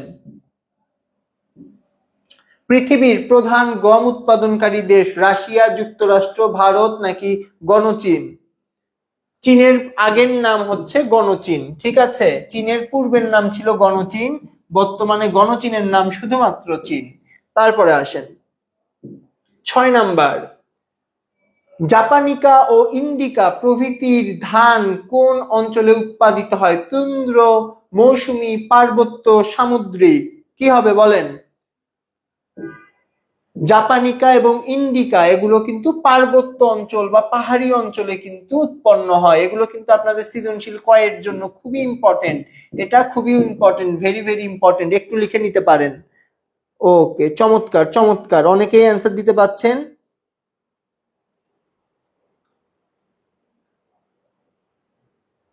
আচ্ছা, ঠিক আছে, চলেন পরেরটাই চলে যাই। ছাগল উন্নয়ন এবং পাঠা কেন্দ্র কোথায় অবস্থিত? শরীয়তপুর, মাদারীপুর, ফরিদপুর, রাজবাড়ী? বলেন। একটু আপনাদের কমেন্ট অনেকক্ষণ থেকে দেখছি না, আমি একটু দেখি, আপনারা একটু বলেন। ছাগল উন্নয়ন এবং পাঠা কেন্দ্র কোথায় অবস্থিত? রাজবাড়ী। এমনি মনে রাখবেন, রাজার বাড়িতে ছাগল এবং পাঠা পাওয়া যায়, এমনি আপনি মনে রাখতে পারেন রাজবাড়িতে ছাগল উন্নয়ন এবং পাঠা কেন্দ্র অবস্থিত। 8 নাম্বার। বসতি গড়ে ওঠার সাংস্কৃতিক নিয়ামক কোনটি? ভূপ্রকৃতি, জলবায়ু, কৃষি নাকি মাটি? দেখেন, যেখানে আপনার কৃষি পণ্য আছে, আপনার যেখানে ধান, গম, ভুট্টো এগুলো চাষাবাদ হয়, তার আশেপাশে কি গড়ে উঠবে? বসতি গড়ে উঠবে। তার মানে বসতি গড়ে ওঠার সাংস্কৃতিক নিয়ামক কি? কৃষি। চলে আসেন পরেরটায়। 9। বিশ্বে তুলা উৎপাদনে কোন দেশ শীর্ষে রয়েছে? চীন, ভারত, যুক্তরাষ্ট্র নাকি পাকিস্তান? নাম্বার 9 একটু বলে দেন কি?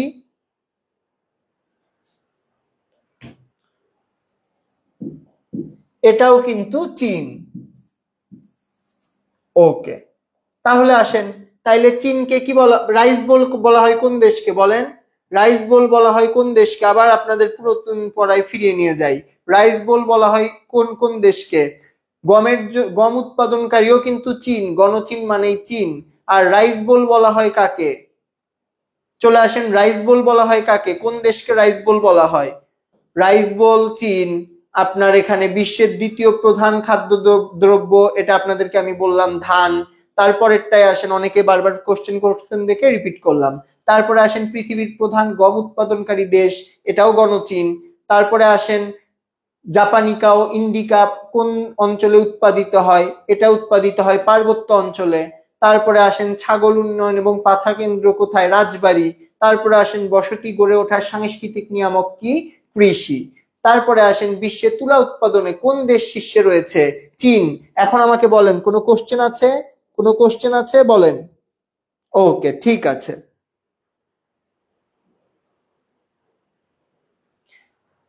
কোন মহাদেশে মহিষ পালন করা হয় না? উত্তর আমেরিকায় মহিষ পালন করা হয় না। কোন মহাদেশে? উত্তর আমেরিকায়। মহিষবিহীন উত্তর আমেরিকা। চলে আসেন, ঢালু ভূমি এবং পর্যাপ্ত বৃষ্টিপাত কোন চাষের সহায়ক? চা, আখ, গম নাকি ধান? 11 নাম্বার, নাম্বার 11। এটা আপনারা সকলেই জানেন যে চায়ের জন্য কিন্তু কি লাগে? ঢালু জমি লাগে, মানে আপনার এখানে বৃষ্টি হবে, কিন্তু এই বৃষ্টিটা বেশিক্ষণ থাকবে না। বৃষ্টিটা এখানে পড়বে, পড়ে আস্তে আস্তে পরে চলে যাইতে হবে, নিচে জমে গেলে সমস্যা। তার মানে ঢালু জমি এবং পর্যাপ্ত বৃষ্টিপাত কোন ফসল চাষের উপযোগী? চা চাষের উপযোগী। তারপরে চলে আসেন পরেরটায়। এরপরে আমরা সৃজনশীল দেখব, ঠিক আছে? আমরা আর কিছু এমসিকিউ দেখে সৃজনশীলে চলে যাব। বাংলাদেশের প্রধান অর্থকরী ফসল চা, পাট, আখ, তামাক। এই এমসিকিউটা ছোটবেলা থেকে পড়তেছেন, বলেন কি হবে? অর্থকারী ফসল কি? পাট, সোনালী আঁশ। পাটকে আরেকটা কি নামে ডাকা হয়? সোনালী আঁশ। যারা যারা পিডিএফ কই পাবো, পিডিএফ কই পাবো বলছেন, তারা শুধুমাত্র ক্লাসটা শেয়ার করে শেয়ার ডান লিখলে পিডিএফটা পেয়ে যাবেন। পরিমিত মোটা কোন মাটির বুনন বৈশিষ্ট্য? কাদা মাটি, দোআঁশ মাটি, পলি মাটি নাকি বালি মাটি? 13 নাম্বার, কি মাটি? মোটা হচ্ছে বালি মাটি। তারপরে আসেন পরেরটায়। কৃষিকাজের অর্থনৈতিক নিয়ামক কোনটি? জনসংখ্যা, বিজ্ঞান ও প্রযুক্তি, পরিবহন নাকি সরকারি নীতি? এটা কি অর্থনৈতিক নিয়ামক? এটা হচ্ছে পরিবহন। আপনার কৃষি পণ্য এক স্থান থেকে অন্য স্থানে আপনার বাজারজাতকরণের সময় কিন্তু এটা অর্থনৈতিক নিয়ামকের একটা অংশ। ধান উৎপাদনে বাংলাদেশ কততম স্থানে আছে? প্রথম, দ্বিতীয়, তৃতীয় নাকি চতুর্থ? বাংলাদেশ কিন্তু চতুর্থ স্থানে আছে। একটু ফাস্ট বলতেছি, সমস্যা হচ্ছে আপনাদের? বুঝতে সমস্যা হইলে আমাকে জানাইতে হবে। ধান চাষে প্রভাব বিস্তারকারী উপাদানগুলোকে কি বলা হয়? ভৌগোলিক অবস্থা, রাজনৈতিক অবস্থা, প্রযুক্তিগত অবস্থা নাকি সামাজিক অবস্থা? নাম্বার 16 কি হবে বলেন? প্রভাব বিস্তারকারী উপাদানগুলোকে ভৌগোলিক অবস্থা বলা হয়। নাম্বার 16। একটু আমাকে বলেন, ফার্স্ট বললে সমস্যা হচ্ছে কিনা আপনাদের? আচ্ছা, চলে আসেন নাম্বার 17। এগুলো কিন্তু খুবই ইম্পর্টেন্ট এমসিকিউ, পরীক্ষায় আসার মতো। পৃথিবীর সর্বাধিক ধান উৎপাদনকারী মহাদেশ কোনটি? এশিয়া, ইউরোপ, আফ্রিকা নাকি উত্তর আমেরিকা? নাম্বার 17। নাম্বার 17, পৃথিবীর সর্বাধিক ধান উৎপাদন করে এশিয়া। তারপরে আসেন নাম্বার 17তে। কৃষির নিয়ামক কয়টি? 5, 4, 3, 2। নাম্বার 18 কয়টি? কৃষির নিয়ামক কিন্তু 3টি। চলে আসেন নাম্বার 19-এ। চা চাষের জন্য কেমন জলবায়ু প্রয়োজন? উষ্ণ, উষ্ণ, আর্দ্র, আর্দ্র নাকি শীতল? দেখেন, চা চাষের জন্য কিন্তু আপনার বৃষ্টিরও প্রয়োজন, আবার উষ্ণরও প্রয়োজন। মানে আমরা একটু আগেই বললাম যে ঢালু জমি হইতে হবে, বৃষ্টি হওয়ার পর সেগুলো নিচে বেয়ে পড়ে যাবে, সেখানে পানি জমা হওয়া যাবে না। তাইলে চা চাষের জন্য প্রয়োজন উষ্ণ এবং আর্দ্র।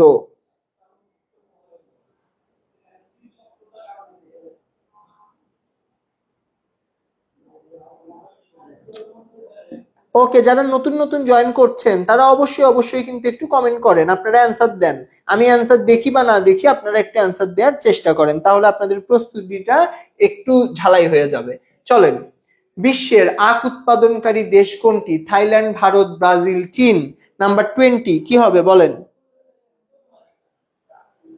আখ উৎপাদন করে ব্রাজিল। ফুটবল খেলা দেখেন আপনারা? ব্রাজিলের সাপোর্টার কেউ আছেন আপনারা? জানাইতে পারেন। কোন জমিতে ভালো চা হয়? ঢালু জমি। ঢালু জমিতে চা কিন্তু ভালো হবে। ওকে, তারপরে আসেন নাম্বার 22, আখের আদি ভূমি কোথায়? Brazil, Mexico, Thailand, Bharat. কোথায় বলেন? আখের আদি ভূমি কোথায় অবস্থিত?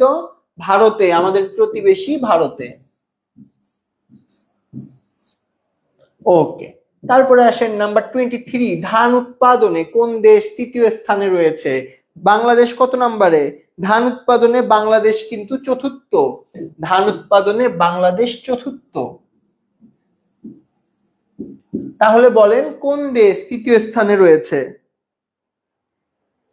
ধান উৎপাদনে তৃতীয় স্থানে রয়েছে কোন দেশ? ইন্দোনেশিয়া।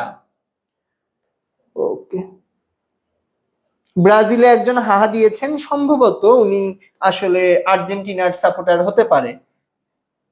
ধান উৎপাদনে বিশ্বের শীর্ষ দেশ কোনটি? জাপান, চীন, ভারত, বাংলাদেশ। নাম্বার 24, ধান উৎপাদনে বিশ্বের প্রথম দেশ কোনটি? একটু আগে আপনাদের এটা কিন্তু আমি একবার পড়িয়েছি যে চীন। চীন কিন্তু ধান উৎপাদনে শীর্ষ দেশ। তারপরে আসেন পরেরটায় যাই। বিশ্বের দ্বিতীয় প্রধান কৃষি খাত কোনটি? ফসল উৎপাদন, পশুপালন, বনায়ন, মৎস্য চাষ। কি হবে বলেন?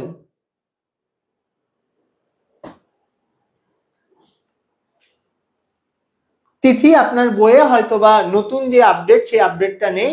বাংলাদেশ তৃতীয় ছিল, তারপরে বর্তমানে চতুর্থ হয়েছে। ওকে, তারপরে আসেন, বিশ্বের দ্বিতীয় প্রধান কৃষি খাত কোনটি? কৃষি খাত হচ্ছে পশুপালন। কি? পশুপালন। প্রথম কৃষি বা ফসল উৎপাদন, দ্বিতীয় পশুপালন। তারপরে আসেন, আমরা চলে আসলাম পঞ্চম অধ্যায়, খনিজ ও শক্তি সম্পদ। ওকে, বাংলাদেশের সবচেয়ে বড় গ্যাস ক্ষেত্র কোনটি? একেবারে খুব দ্রুত বলে যাব, কোনটি? তিতাস। তারপরে আসেন পরেরটায়, খনিজ তেল উত্তোলনে বিশ্বের শীর্ষ দেশ কোনটি?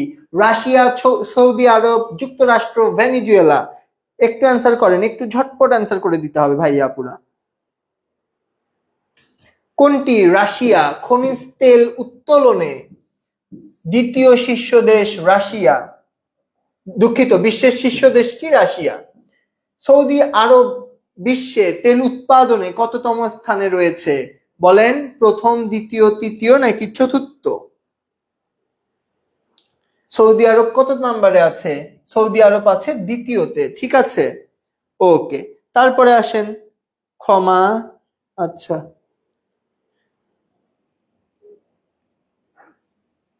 চীন অলরাউন্ডার। হ্যাঁ, চীন আসলে অলরাউন্ডার, সবকিছুতেই চীন অলরাউন্ডার। ওকে, তারপরে আসেন, আকরিক লোহা উত্তোলনে কোন দেশ দুটি শীর্ষস্থানীয়? এখানে আপনাদের অলরাউন্ডার চীন, আপনাদের ভাষা মতো এখানে অলরাউন্ডার চীন আছে এবং চীনের সাথে যুক্ত হয়েছে অস্ট্রেলিয়া। তাহলে চীন এবং অস্ট্রেলিয়া যৌথভাবে আকরিক লোহা, যে লোহা দিয়ে আমাদের বিভিন্ন বস্তু তৈরি করা হয়, আমাদের বিভিন্ন পণ্যের কাঁচামাল, যে লোহা বা লৌহ, সেই লৌহ কিন্তু উত্তোলনে, আকরিক লোহা উত্তোলনে চীন এবং অস্ট্রেলিয়া দুইটি শীর্ষস্থানীয় দেশ।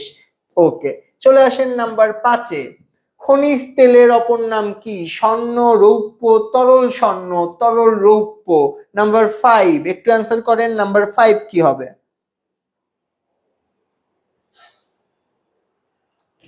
এগুলোকে কি বলা হয়? লিকুইড গোল্ড, অর্থাৎ তরল স্বর্ণ। লিকুইড গোল্ড কি? খনিজ তেলকে বলা হয় লিকুইড গোল্ড। ওকে, চিংড়িকে কি বলা হয়? White gold. এই জিনিসগুলো আপনাদের জানতে হবে। বিগ বয়, তেল ক্ষেত্রটি ভারতের কোন রাজ্যে অবস্থিত? মেঘালয়, আসাম, মধ্যপ্রদেশ নাকি কর্ণাটক? শাওন একটু পর পর ক্ষমা চাচ্ছেন, কেন বুঝতে পারছি না। আপনারা কমেন্টে দুষ্টুমি না করে আসেন, আমরা একটু ঠিক করে পড়ি। ডিগবয় কোথায়? আসামে। আসামে কি ডিগবয়? ওকে, চলে আসেন তারপরে নাম্বার 7। বর্তমান বিশ্বের সর্বাধিক শক্তি সম্পদ কোনটি? কয়লা, খনিজ তেল, লোহা নাকি স্বর্ণ? নাম্বার 7 কি? খনিজ তেল। বর্তমান বিশ্বে সর্বাধিক ব্যবহৃত শক্তি সম্পদ খনিজ তেল। ওকে, চলে আসেন নাম্বার 8। খুব ফাস্ট যাচ্ছি। কানাডায় লৌহ আকরিক উৎপাদনের শতকরা হার কত? নাম্বার 8 কত বলেন?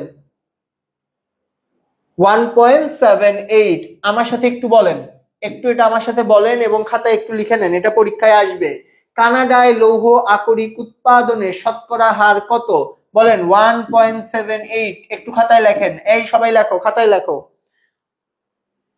অর্থী সাহা খাতায় লেখো, মিথিলা খাতায় লেখো, সৌরভ খাতায় লেখো, শওকত খাতায় লেখো, আকরাম লেখো, সবাই লেখো। লেখা হলে একটু ডান বলো, এটা কিন্তু তোমাদের কালকে পরীক্ষায় আসবে ইনশাল্লাহ। কি কোশ্চেন? কানাডায় লৌহ আকরিক উৎপাদনে শতকরা হার কত? 1.78। লেখা হইলে একটু আমাকে ডান বলতে হবে। কার কার লেখা হয়েছে একটু ডান বলতে হবে ভাই আপুরা।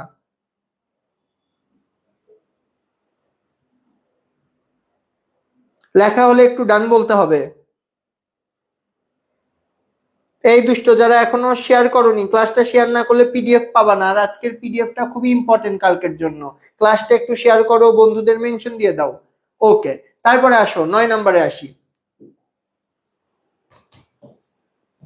প্রাকৃতিক গ্যাস ও খনিজ তেল ব্যবহারের ফলে একদিন ফুরিয়ে যাবে, কারণ উপরের দুটি অনবায়নযোগ্য সম্পদ। অনবায়নযোগ্য সম্পদ মানে যেগুলো আর পুনরায় উৎপাদিত হয় না। উপরের দুটি নবায়নযোগ্য সম্পদ। নবায়নযোগ্য সম্পদ মানে যেগুলো রিসাইকেল করা যায় বা আবার ইউজ করা যায়। প্রাকৃতিক গ্যাস নবায়নযোগ্য ও খনিজ তেল অনবায়নযোগ্য সম্পদ। জনসংখ্যার অত্যাধিক বৃদ্ধির কারণে কেন ফুরিয়ে যাবে বলো? 9 নাম্বার। এই দুইটাই কি? অনবায়নযোগ্য সম্পদ। প্রাকৃতিক গ্যাস এবং খনিজ তেল, এগুলো নতুন করে রিসাইকেল করার কোনো সম্ভব না বা নতুন করে উৎপাদন করা সম্ভব না, এই জন্য একদিন এগুলো কি হয়ে যাবে? শেষ হয়ে যাবে। ওকে, তারপরে আসো নাম্বার 10। কোনটি লৌহ সংকট ধাতু? নিকেল, তামা, রূপা, দস্তা? নাম্বার 10 কি? নিকল। এই অধ্যায়ের নাম্বার 10 পর্যন্ত কারো কোনো সমস্যা আছে কিনা একটু আমাকে বলতে হবে। ক্লিয়ার কিনা একটু আমাকে বলতে হবে। ক্লিয়ার কিনা একটু আমাকে বলতে হবে ভাইয়াপুরা। ওকে, ঠিক আছে, চমৎকার। চলে আসো। কৃষ্ণ সীসা কি? গ্রাফাইট, ম্যাঙ্গানিজ, লোহা নাকি তামা? গ্রাফাইট কি?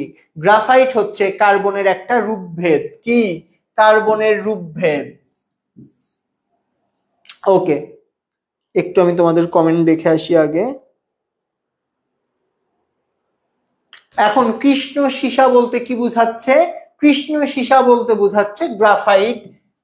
এখন অপশন ছিল গ্রাফাইট, ম্যাঙ্গানিজ, লোহা এবং তামা। এই গ্রাফাইটটা কার্বনের কি একটা রূপভেদ। ওকে, তারপরে আসো। খনিজ সম্পদকে মূলত কয় ভাগে ভাগ করা হয়? 2, 3, 4, 5।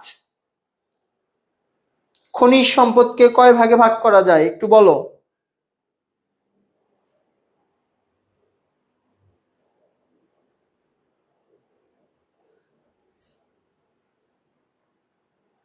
তোমরা এখনো 9-এ আছো, চলে আসো, চলে আসো 12 নম্বরে চলে আসো। কয় ভাগে ভাগ করা যায় বলো?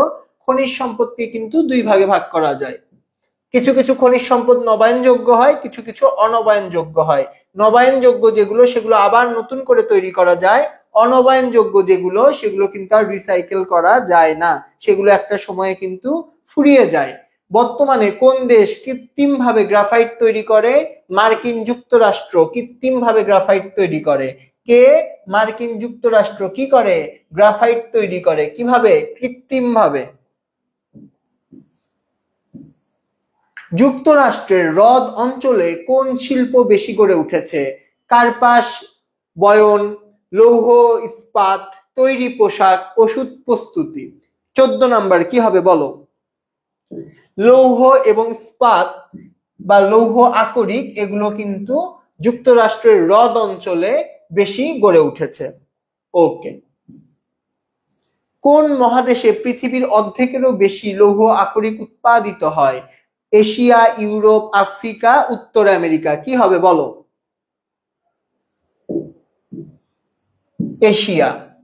সব থেকে বেশি ধান উৎপাদন করে কোন মহাদেশ? এশিয়া। তো এশিয়া সম্পর্কে ভালো করে পড়িও। এশিয়া থেকে কিন্তু অন্তত তুমি 2টা এমসিকিউ পাবা। কয়টা এমসিকিউ? 2টা এমসিকিউ। এশিয়া মহাদেশটা খুব ভালো করে পড়বা। দেশ হিসেবে চীনটা খুব ভালো করে পড়বা। এই 2টা থেকে অনেক কিছু কমন পাবা, অনেক কিছু কালকের পরীক্ষায় ইনশাল্লাহ কমন পাবা। চলে আসো নাম্বার 16। 2012 সালের তথ্যানুযায়ী বিশ্বের শীর্ষ লৌহ আকরিক উৎপাদনকারী দেশ কোনটি? ভারত, সুইডেন, চীন নাকি দক্ষিণ আফ্রিকা? একটু অ্যান্সার দিয়ে দাও। নাম্বার 16-র অ্যান্সার কি হবে বলো? 16-র অ্যান্সার কি হবে? আবারও তোমাদের অলরাউন্ডার চীন। একটু দেখি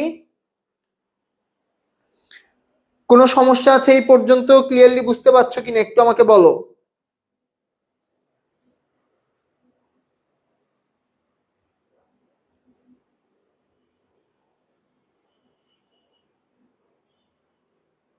ওকে, ঠিক আছে।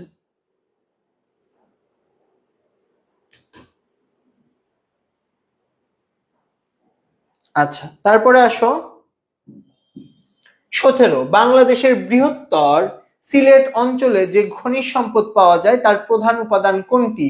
ক্লোরিন, ফ্লোরিন, মিথেন নাকি ব্রোমিন? নাম্বার 17 বলো কি হবে? বৃহত্তর সিলেটে কি পাওয়া যায় সেটা প্রথম কোশ্চেন। বৃহত্তর সিলেটে পাওয়া যায় প্রাকৃতিক গ্যাস, এবং এই প্রাকৃতিক গ্যাসের আমাদের বলছে তার প্রধান উপাদান কি?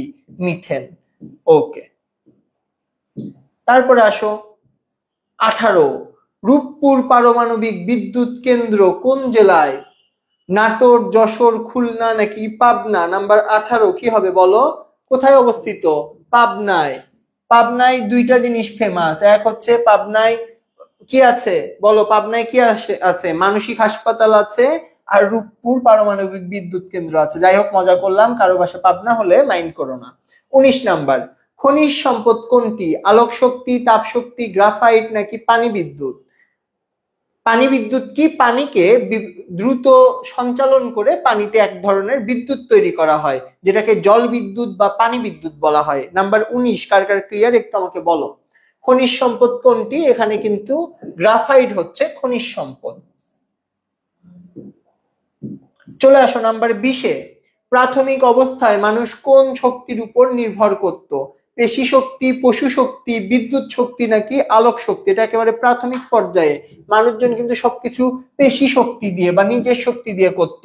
আর এখন আমরা কি করি? এখন আমরা মেশিনারিজ জিনিসপাতি ব্যবহার করি। তারপরে আসো 21। বিশ্বের প্রধান জ্বালানি শক্তির উৎস হিসেবে তুমি নিচের কোনটিকে যৌতিক মনে করো? বায়োগ্যাস, ফসিল ফুয়েল, সৌরশক্তি নাকি কাঠ? নাম্বার 21 কি হবে বলো?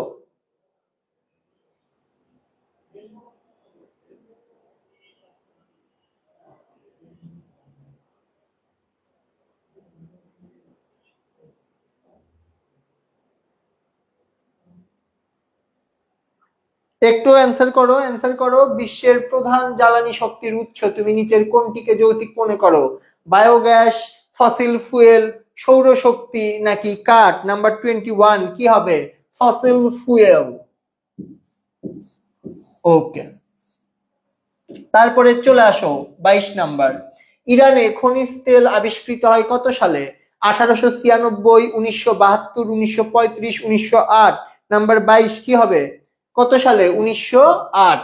1908 সালে ইরানে খনিজ তেল আবিষ্কৃত হয়।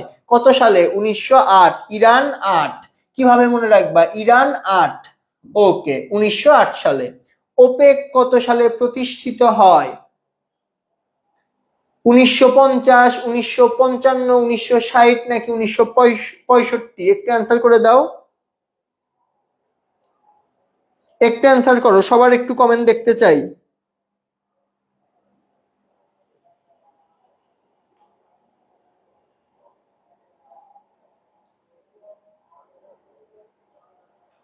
অনেকে জিজ্ঞেস করছো ওপেক মানে ওপেকের পূর্ণরূপ অনেকে জানো না। দেখো ওপেক কি? Organization for petroleum exporting country. Organization for petroleum exporting country মানে সেই সকল দেশ যারা পেট্রোল কি করে, এক্সপোর্ট করে। ইম্পোর্ট একটা জিনিস, এক্সপোর্ট আরেকটা জিনিস। ইম্পোর্ট এবং এক্সপোর্ট এই দুইটা বোঝো কিনা একটু আমাকে বলো। যে সকল দেশ পেট্রোলিয়াম কি, পেট্রোলিয়াম পেট্রোলিয়াম এক্সপোর্ট করে তাদেরকে কি বলা হয়? তাদেরকে তার মানে সেই সংস্থাকে বা অর্গানাইজেশনকে ওপেক বলা হয় এবং এটা 1960 সালে প্রতিষ্ঠিত হয়। নাম্বার 23 ক্লিয়ার কিনা একটু বলতে হবে।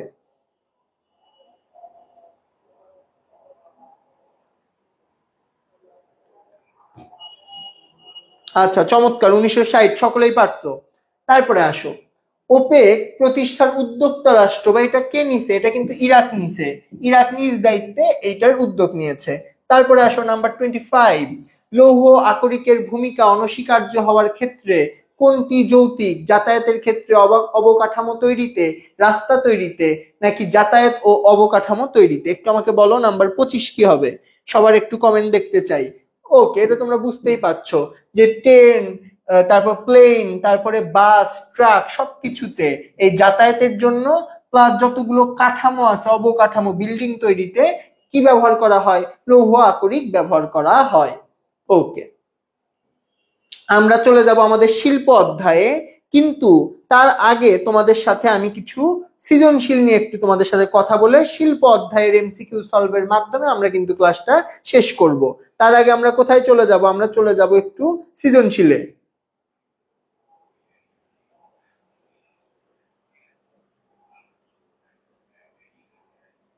ওকে,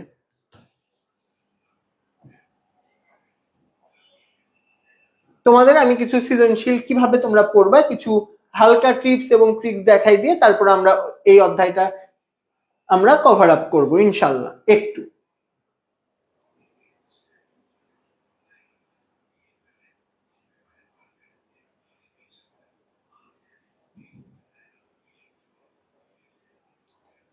সেই সাথে তোমরা আরেকটা জিনিস বলতে পারো, তোমাদের মানে বেশি সমস্যা কোন কোন অধ্যায়ে সেগুলো একটু বলতে পারো। দেখো আমি তোমাদের এখানে কিন্তু যে গুরুত্বপূর্ণ অংশগুলো আছে সেই গুরুত্বপূর্ণ অংশগুলো তোমাদের এক কথায় মানে ক নাম্বার এবং খ নাম্বারে তোমাদের মেইন যেই সমস্যা সেগুলো হয়। আমি তোমাদের গতদিন কিন্তু গ এবং ঘ কি কি আসবে, কেমনে আসবে, যারা ক্লাস করোনি আমি আবার বলতেছি, আমি গতদিন ভূগোল সেকেন্ড পার্টের একটা ক্লাস নিয়েছি, সেখানে আমি তোমাদের স্পষ্টভাবে বলেছি সৃজনশীল কি কি পড়তে হবে। তো সেটা ক্লাসটা যারা করনি অবশ্যই একবার কষ্ট করে ক্লাসটা করবা এবং সেই সাথে ক এবং খ কি পড়বা আমি একটু বলে দেই।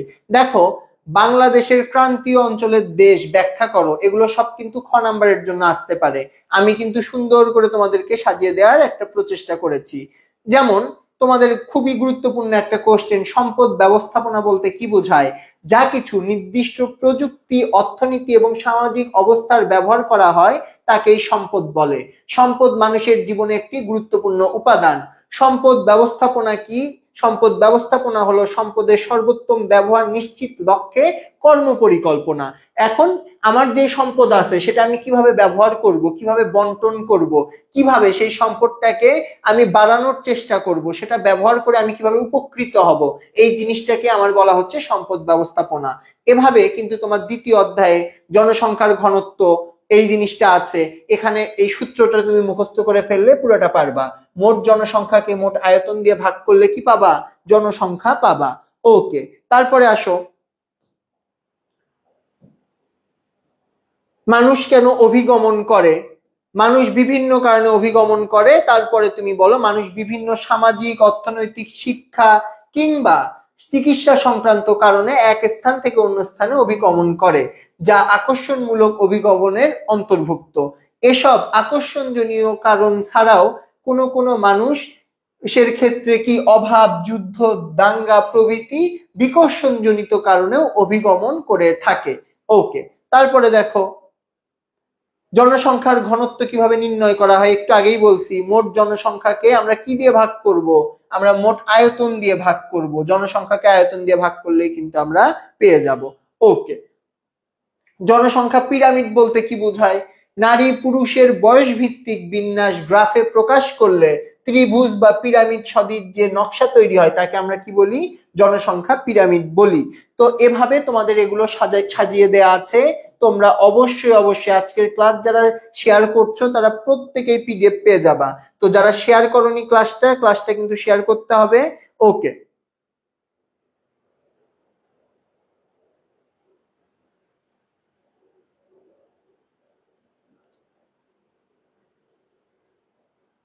আচ্ছা দেখেন, তো এইভাবে কিন্তু আপনাদের এগুলো কিন্তু আপনারা পেয়ে যাবেন, তাই ক্লাসটা শেয়ার করলে পিডিএফটা ইনশাল্লাহ আমরা দিয়ে দিব। চলেন আমরা ফেরত যাই আমাদের এমসিকিউ, আমাদের একেবারে লাস্ট অধ্যায়ের যে এমসিকিউ আমরা সলভ করব সেখানে।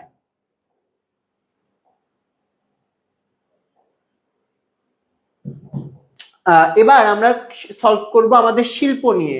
শিল্পতে আমাদের কি কি আছে? আমাদের বাণিজ্য সংক্রান্ত যে সকল বিষয়বস্তু আছে, শিল্পের যে নিয়ামক আছে, শিল্প কত প্রকার, এই অধ্যায়গুলো কিন্তু আমাদের মানে এই বিষয়গুলো কিন্তু আমাদের শিল্পে আছে।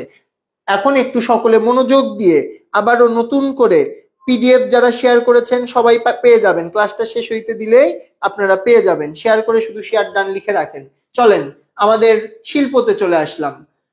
এখন বলেন বড়াল ব্রিজ কোন জেলায় অবস্থিত? রংপুর, বগুড়া, পাবনা, কুষ্টিয়া। বড়াল জেলা কোথায় অবস্থিত বলেন? একটু আগে আমরা পড়লাম রূপপুর পারমাণবিক কেন্দ্র পাবনায় এবং এই বড়াল ব্রিজও পাবনায়। বড়াল ব্রিজ কোথায় অবস্থিত? পাবনায় অবস্থিত।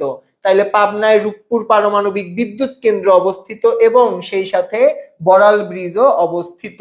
তারপরে আসেন পরেরটায়, সৌদি আরবের রিয়াদের বিমানবন্দরের নাম কি? কিং আব্দুল আজিজ বিমানবন্দর, কিং খালিদ আন্তর্জাতিক বিমানবন্দর, কিং ফাহাদ আন্তর্জাতিক বিমানবন্দর, মাসকাট আন্তর্জাতিক বিমানবন্দর। নাম্বার দুই নম্বরের অ্যান্সার কি হবে বলেন? কার নামে আছে? রাজা খালিদের নামে আছে, কিং খালিদ আন্তর্জাতিক বিমানবন্দর। ওকে, তারপরে আসেন নদীপথ কোন অঞ্চলের মানুষের যোগাযোগের মাধ্যম? ময়মনসিংহ, পাবনা, কুমিল্লা, বরগুনা। কোন অঞ্চলের? বরগুনা। ওকে, তারপরে আসেন তারপরেরটায় যাই। ভারী পণ্য পরিবহনে কোনটি কার্যকর? বাস, ট্রাক, রিক্সা, ভ্যান। এগুলো কিন্তু আপনারা মোটামুটি সবাই জানেন যে ভারী কিছু হলে আমরা কিসে যাতায়াত করি? ট্রাকে। অবশ্যই আপনি আপনার কথার কথা আপনি আপনার বাসার ফ্রিজ রিক্সায় নিয়ে পারাপার করবেন না। ওকে, তারপরে আসেন ব্রিটিশ আমলে সমগ্র বাংলাদেশ কোন বন্দরের পশ্চাৎভূমি ছিল? ব্রিটিশ আমলে সমগ্র বাংলাদেশ কোন বন্দরের পশ্চাৎভূমি ছিল? মুম্বাই, কলকাতা, মংলা, চট্টগ্রাম। একটু অ্যান্সার করে ফেলেন কোন অঞ্চলের? আমরা সকলেই জানি মংলা কিন্তু ছিল, তাই না? মংলা। ওকে,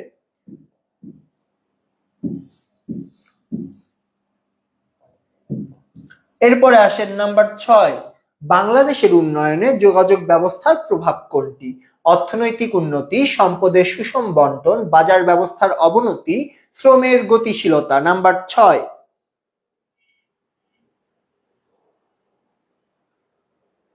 কি হবে বলেন? ওকে, ট্রাক অ্যান্সার দিচ্ছেন অনেকে। আমরা কিন্তু ট্রাককে ফেলে এসে বাইকে উঠে গেছি, তো একটু দ্রুত বলেন কি? বাংলাদেশের উন্নয়নে যোগাযোগ ব্যবস্থার প্রভাব কি? অর্থনৈতিক উন্নতি। আপনার যোগাযোগ ব্যবস্থার উন্নতি হওয়া মানে অর্থনৈতিক উন্নতি। ওকে, তারপরে আসেন সমুদ্রগামী জাহাজকে যুক্তরাষ্ট্রে প্রবেশ করার পূর্বে কোন মহাসাগর পাড়ি দিতে হয়? ভারত মহাসাগর, আটলান্টিক মহাসাগর, প্রশান্ত মহাসাগর নাকি উত্তর মহাসাগর? একটু অ্যান্সার দেন।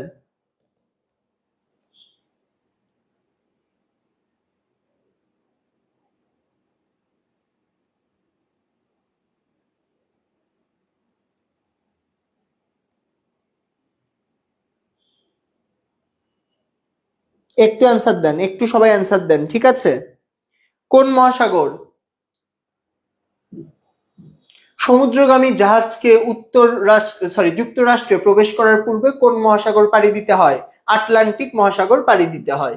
তারপরে আসেন নাম্বার 8, বাংলাদেশ এবং ভারতের মধ্যে প্রধান সড়ক রুট কয়টি? 2, 3, 4, 6। কয়টা? বাংলাদেশ আর ভারতের প্রধান সড়ক রুট কিন্তু দুইটা। কয়টা? দুইটা। ওকে, তারপরে চলে আসেন নাম্বার 9। যুদ্ধ সরঞ্জাম প্রেরণে কোন পথ অধিক কার্যকর? বিমান পথ, নদী পথ, সড়ক পথ নাকি সমুদ্র পথ? নাম্বার 9 কি হবে বলেন? এই যুদ্ধ সরঞ্জাম প্রেরণে কিন্তু আপনার সড়ক পথটা সব থেকে অধিক কার্যকর। তারপরে আসেন, বাংলাদেশের কতটি স্থলবন্দর আছে? এটা আপনারা সকলেই জানেন। Each of the students know that. একটু আমাকে বলেন কতজন, মানে কতটি স্থলবন্দর আছে? কতটি? 19, 19টি। বাংলাদেশের স্থলবন্দর সংখ্যা 19টি। ওকে, তারপরে আসেন, মংলা সমুদ্র বন্দর কোন জেলায় অবস্থিত? খুলনা, বরগুনা, বাগেরহাট, পটুয়াখালী? নাম্বার 11।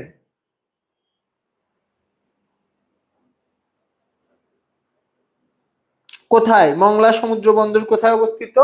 বাগেরহাটে অবস্থিত। তারপরে আসেন 12 নম্বরে, অল্প দূরত্ব বিশিষ্ট স্থানের জন্য কোন বাহনটি বেশি কার্যকর? বাস, ট্রাক, ট্রেন নাকি রিক্সা? নাম্বার 12।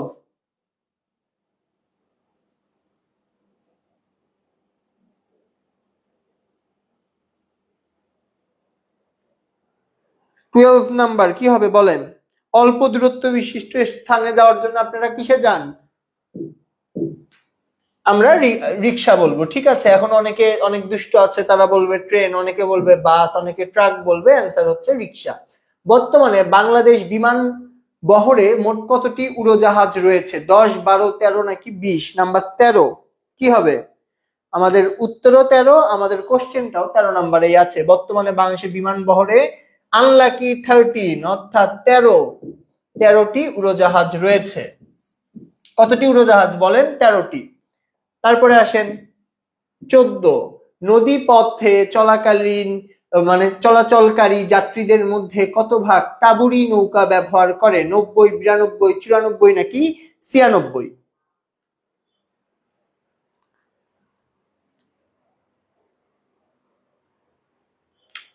কত পার্সেন্ট? 94% কি ব্যবহার করে? টাবুরি নৌকা ব্যবহার করে।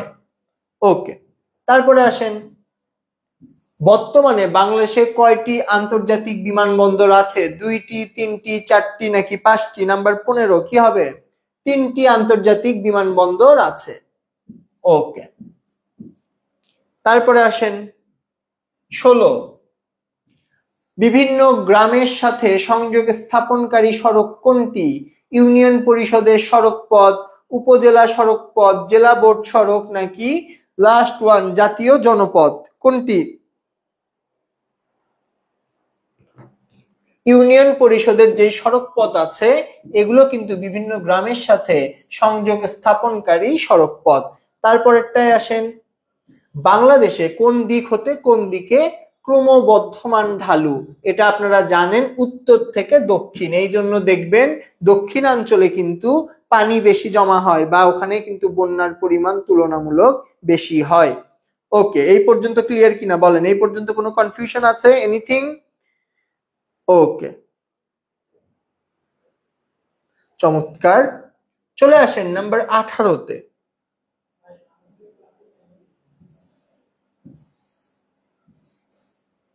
বাংলাদেশে কয় ধরনের বিমান সার্ভিস চালু আছে? 2, 3, 4 নাকি 6?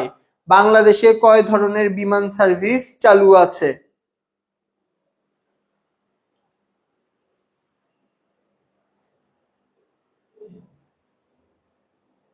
অ্যান্সার দেন, একটু ঝটপট অ্যান্সার দেন, আপনারা অনেক পিছায় আছেন, এই জন্য আমি সময় নিচ্ছি। কয় ধরনের? 2 ধরনের। তারপরে চলে আসেন নাম্বার 19-এ, বাংলাদেশে কয়টি সমুদ্র বন্দর আছে? বাংলাদেশে কয়টি সমুদ্র বন্দর আছে? কয়টি সমুদ্র বন্দর আছে? কয়টি? 2, 3, 4 নাকি 5? অ্যান্সার করেন।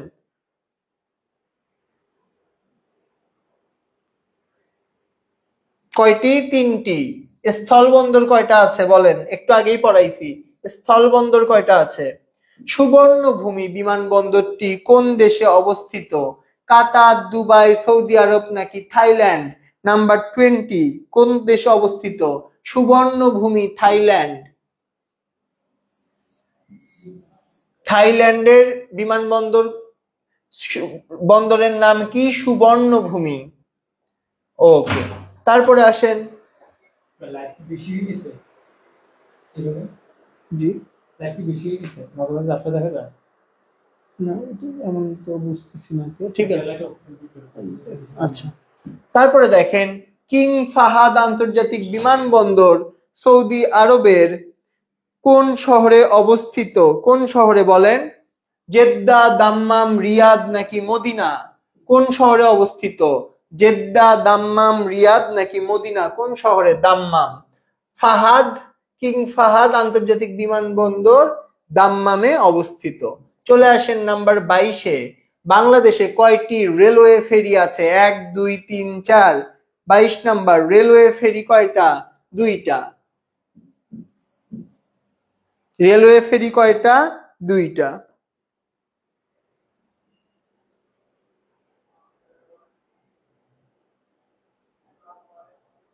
আচ্ছা, জোরে পড়ালে এক গ্রুপ বলে যে ভাইয়া আস্তে আস্তে পড়ালে বলে জোরে, কি আর বলি।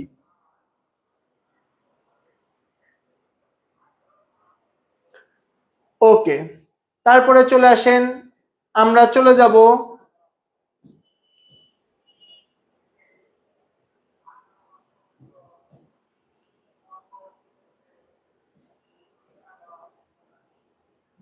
কই গেল,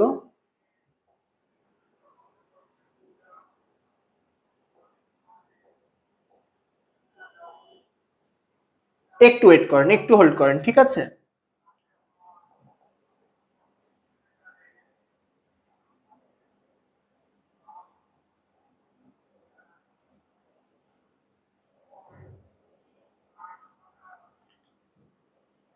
ওকে, এখন আমরা চলে যাব আপনাদের একেবারে মোস্ট প্রবলেমেটিক যে জায়গাটা, সেই জায়গাটাতে। আমি আপনাদের ইয়াতে শিল্প অধ্যায়ের আপনাদের পরিবহন অংশটা কিন্তু আপনাদের আছে, এবং এই জায়গাগুলো আমরা রিলেট করে পড়াই। আর সেকেন্ড যে ব্যাপারটা, আপনাদের কালকে কোন কোন জায়গা থেকে প্রশ্ন আসবে সেটা আমি গত ক্লাসে বলে দিয়েছি। আপনাদের জনমিতিক ট্রানজিশন এই জায়গা থেকে কিন্তু একটা সৃজনশীল আপনারা পাবেন, অবশ্যই পাবেন। এবং সেকেন্ড যে ব্যাপারটা আপনাদেরকে আমি বলেছি সেটা হচ্ছে কৃষি ক্ষেত্রে সমস্যা, ধান উৎপাদনে সমস্যা, সমাধান, এগুলো পড়াইছে, এগুলো থেকে কোশ্চেন আসবে আপনাদের। কিন্তু যেখান যেখান থেকে কোশ্চেন আসবে সেগুলো সবকিছু কিন্তু খ নাম্বারে কি কি আসতে পারে বলে দিয়েছি। এই যে দেখেন, পিট কয়লা কিভাবে সৃষ্টি হয়, গতকালকে কিন্তু আমি পড়াইছি। কয়লা কয় প্রকার? কয়লা 4 প্রকার। তার মধ্যে রঙিন কোনটা, ধোঁয়া সব থেকে বেশি কোনটা, এই জিনিসগুলো যদি আপনারা পড়ে না নেন বা কালকের ক্লাসটা না করে থাকেন, অবশ্যই করবেন। এখন আসেন, পিট কয়লা কিভাবে সৃষ্টি হয়। পিট কয়লা কি? কয়লা গঠনের প্রথম অবস্থাকে কি বলা হয়? পিট। কয়লা গঠনের প্রথম অবস্থাকে বলা হয় পিট। মাটির তলায় বনভূমি চাপা পড়ে প্রাথমিকভাবে পিট কয়লা সৃষ্টি হয়। এই কয়লা কি রঙের? বাদামি রঙের এবং নিকৃষ্ট শ্রেণীর। এতে কার্বনের পরিমাণ কত? 30 থেকে 35 ভাগ। তারপরে চলে আসেন কোন কোশ্চেন খুবই গুরুত্বপূর্ণ।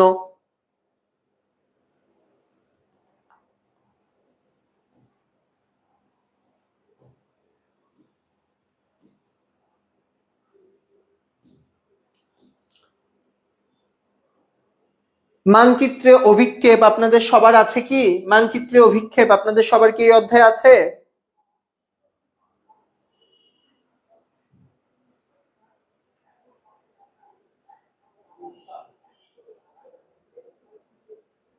অনেকের 7 অধ্যায় সিলেবাসে আছে, অনেকের নেই, ঠিক আছে। কম্বাইন যেহেতু, তো আপনাদের একটু জিনিসগুলো ম্যানেজ করতে হবে। ওকে, চলেন, এই কোশ্চেনটা আবার ইম্পর্টেন্ট। ঘনত্বের বিচারে রাঙামাটি কোন ধরনের জনবসতি অঞ্চলের অন্তর্ভুক্ত? ব্যাখ্যা করো। না, ভূগোল আলাদা, ভূগোল আলাদা, ঠিক আছে। ভূগোল মানে ভূগোল আলাদা পাস করতে হবে, এ প্লাস আপনারা একসাথে পাবেন। দেখেন, ঘনত্বের বিচারে রাঙামাটি কোন ধরনের জনবসতি অঞ্চলের অন্তর্ভুক্ত? ঘনত্বের বিচারে রাঙামাটি বিরল জনবসতি অঞ্চলের অন্তর্ভুক্ত। বাংলাদেশে যে সকল অঞ্চলের জনসংখ্যার ঘনত্ব প্রতি বর্গ কিলোমিটারে 1000 জনের কম, সে সকল অঞ্চলকে কি বলা হয়? কি বলা হয় বলেন? জনবসতি যুক্ত অঞ্চল বলা হয়। চট্টগ্রাম বিভাগের রাঙামাটি জেলার জনসংখ্যা প্রতি বর্গ কিলোমিটারে 1000 জনের কম, তাই রাঙামাটি কি বিরল জনবসতির অন্তর্ভুক্ত। সিলেবাস না জেনে এত বেশি কথাবার্তা বলতেছেন যারা, কি আর বলবো। আপনাদের যেগুলো পড়াইছি সেগুলো সবকিছুই সিলেবাসে আছে। যারা জানেন না, নতুন করে আপনারা সিলেবাস ডাউনলোড করে দেখেন যে আছে কি নেই, ঠিক আছে? আপনাদের নিয়ে এত টেনশন, কি আর বলবো।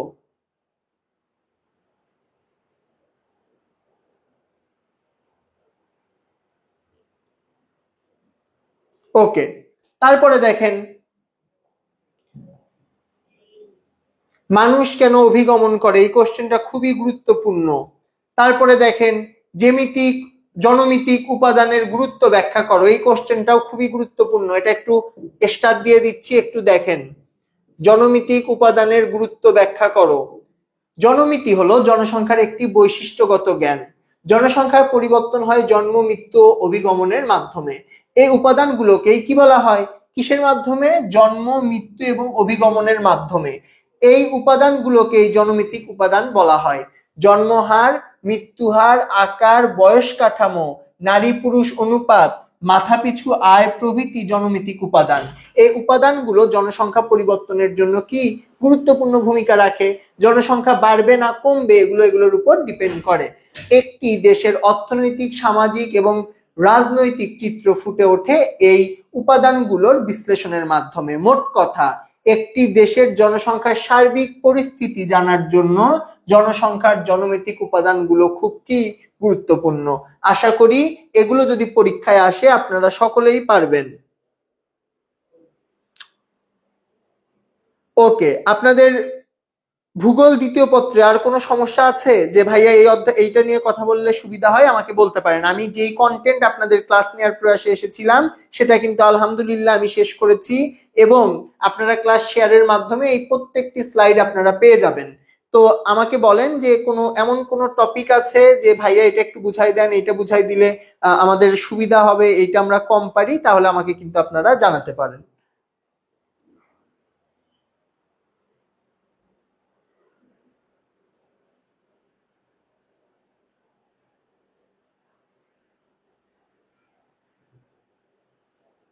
কে বলে নাই?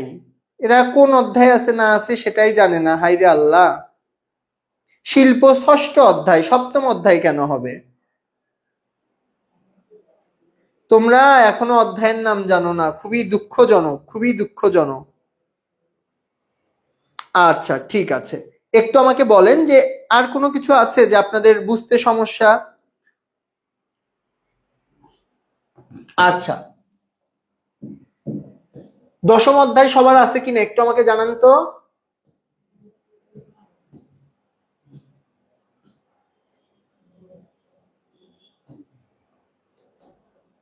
মানচিত্র অভিক্ষেপ বলতে কোন সমতলের উপরে সৃষ্ট গ্রাটিকুলকে বোঝায়। এখন দেখেন, কোন সমতল কাগজের উপর সমগ্র পৃথিবী বা এর কোনো অংশের মানচিত্র অঙ্কন করার জন্য নির্দিষ্ট স্কেলে অক্ষরেখা ও দ্রাঘিমা রেখাগুলোকে জালের ন্যায় ছকে প্রকাশ করা হয়। একে কি বলা হয়? অভিক্ষেপ বলে। তারপর অভিক্ষেপ কয় প্রকার? অভিক্ষেপ আপনার প্রধানত 4 প্রকার। পৃথিবী পৃষ্ঠের বিভিন্ন স্থানের মানচিত্র অঙ্কনের উপর ভিত্তি করে অভিক্ষেপগুলোকে 4 ভাগে ভাগ করা যায়। কি কি দেখেন? বেলনের মতো যেগুলো, বেলনাকার, শীর্ষদেশীয় অভিক্ষেপ, তারপর কি সাংকোপ অভিক্ষেপ, ব্যবহার সিদ্ধ বা প্রচলিত। ব্যবহার সিদ্ধ মানে কি? যেটা নর্মালি ব্যবহার করা হয় বা যেটা প্রচলিত আছে সেগুলা। ওকে, হ্যাঁ, ওমর ফারুক, আয়মান ফারুক ওমর, আপনাদের কালকে ইসলামী ইতিহাস ও সংস্কৃতি ক্লাস হবে এবং ইতিহাস ক্লাসও হবে। কালকে কোন সময় হবে সেটা আমরা খুব দ্রুত আপনাদেরকে পোস্ট দেওয়ার মাধ্যমে জানিয়ে দিব। ওকে, আপনাদের আমি অধ্যায়ের নাম ষষ্ঠ লেখা থাকুক সপ্তম লেখা থাকুক, আপনারা আপনাদের অধ্যায় চেনেন না যে শিল্প অধ্যায়টা আপনাদের আছে কিনা, 2 বছর সিলেবাসে ছিল, আপনারা একটু হইলেও তো অ্যাটলিস্ট সিলেবাসটা দেখছেন যে শিল্প আছে। আপনারা যদি স্লাইড দেখে শিল্প আছে কি নেই এটা চিন্তা করেন তাহলে তো খুব টেনশনের বিষয় ভাই আপু। ওকে, দেখেন সেকেন্ড যে বিষয়টা, মানচিত্র একজন মানচিত্রের উপাদানগুলো উল্লেখ করো। উপাদানগুলো যখন আপনি উল্লেখ করবেন, অঙ্কিত মূল মানচিত্র স্কেল, মানচিত্রটিকে যে স্কেলে অঙ্কন করা হয়েছে। 3 কি অভিক্ষেপ, অভিক্ষেপে কি কি থাকে, অক্ষাংশ থাকে, দ্রাঘিমা রেখা থাকে। 4 দিক নির্দেশক থাকে, মানচিত্রের নাম ফলক থাকে, তারপরে সূচক থাকে, তারপরে মূল মানচিত্রের চারিদিকে কোন দেশ কোন সীমায় আছে সেটা থাকে, এখানে দেশ অঞ্চল ভূখণ্ড রয়েছে সেগুলোর নাম থাকে, মূল মানচিত্রটি কোন বৃহৎ ভূখণ্ডের অংশ বিশেষ তা চিহ্নিত করা থাকে, মানচিত্রের চারিদিকে কাগজের কতটুকু থাকে, 0.5 ইঞ্চি থেকে 1 ইঞ্চি ভেতরের দিকে বর্ডার লাইন অথবা কাগজের শেষাংশে বা শেষের দিকে পর্যন্ত অঙ্কন করা থাকে। কি থাকে এখানে, ফ্ল্যাশ কার্ড থাকে, 10 নাম্বার মানচিত্রের নিচে সূচি থাকে। তো এই যে 10টা উপাদান, এই 10টা উপাদান আপনারা একটু মুখস্থ করে যাবেন। ওকে, তারপরে আসেন একেবারে কি কি পড়তে হবে সবকিছুই আছে। মানচিত্র অঙ্কনে সবচেয়ে আধুনিক প্রযুক্তি জিআইএস ব্যাখ্যা করো, এই কোশ্চেনটা কিন্তু আসতে পারে। আমি এটা এখান থেকে দেখাচ্ছি, জিআইএস এর উপাত্তকে কয় ভাগে ভাগ করা যায়। জিআইএস এক বিশাল তথ্য ভান্ডার যা ভৌগোলিক উপাত্ত থেকে প্রাপ্ত। এই জিআইএস এর উপাত্তকে কয় ভাগে ভাগ করা যায়, 2 ভাগে। কি কি দেখেন, স্থানিক একটা, অস্থানিক একটা। স্থানিক হচ্ছে ভৌগোলিক অবস্থান সম্পর্কিত তথ্য উপাত্ত, অস্থানিক হচ্ছে স্থানিক তথ্য উপাত্ত বিশ্লেষণ করার জন্য প্রয়োজনীয় তথ্য উপাত্ত। এখন দেখেন জিপিএস দ্বারা কি কি কাজ করা যায়। বর্তমানে মানচিত্র তৈরি, পঠন মানে পাঠ করা এবং ব্যবস্থাপনার সবচেয়ে আধুনিক ব্যবহার করা হচ্ছে কি, জিপিএস। আমরা জিপিএস ট্র্যাকারের নাম শুনি না, আমরা বিভিন্ন সময় কিন্তু জিপিএস ইউজ করি। জিপিএস দ্বারা যে সকল কাজ করা হয় তা হলো এক স্থানের নির্দিষ্ট অক্ষাংশ দ্রাঘিমাংশ নির্ণয়, কোন স্থানের দূরত্ব ও উচ্চতা পরিমাপ, ওই স্থানের উত্তর দিক, তারিখ সময় প্রভৃতি আমরা সবকিছুই কিন্তু এর মাধ্যমে জানতে পারি। ওকে, তো আমি মোটামুটি সবকিছু সাজিয়ে দিয়েছি, আশা করি আপনাদের কোনো কোশ্চেন নেই, এবং পরবর্তীতেও যদি ক্লাস করতে গিয়ে কোনো কোশ্চেন থাকে আপনারা কমেন্ট বক্সে বললে আমরা চেষ্টা করব রিচ করার। সকলের জন্য অসংখ্য শুভকামনা জানিয়ে আজকের এই ক্লাসটা কিন্তু এখানেই শেষ করছি। দেখা হবে ইসলামের ইতিহাস এবং ইতিহাস ক্লাস নিয়ে। স্টে টিউনড উইথ পড়ো। Thank you.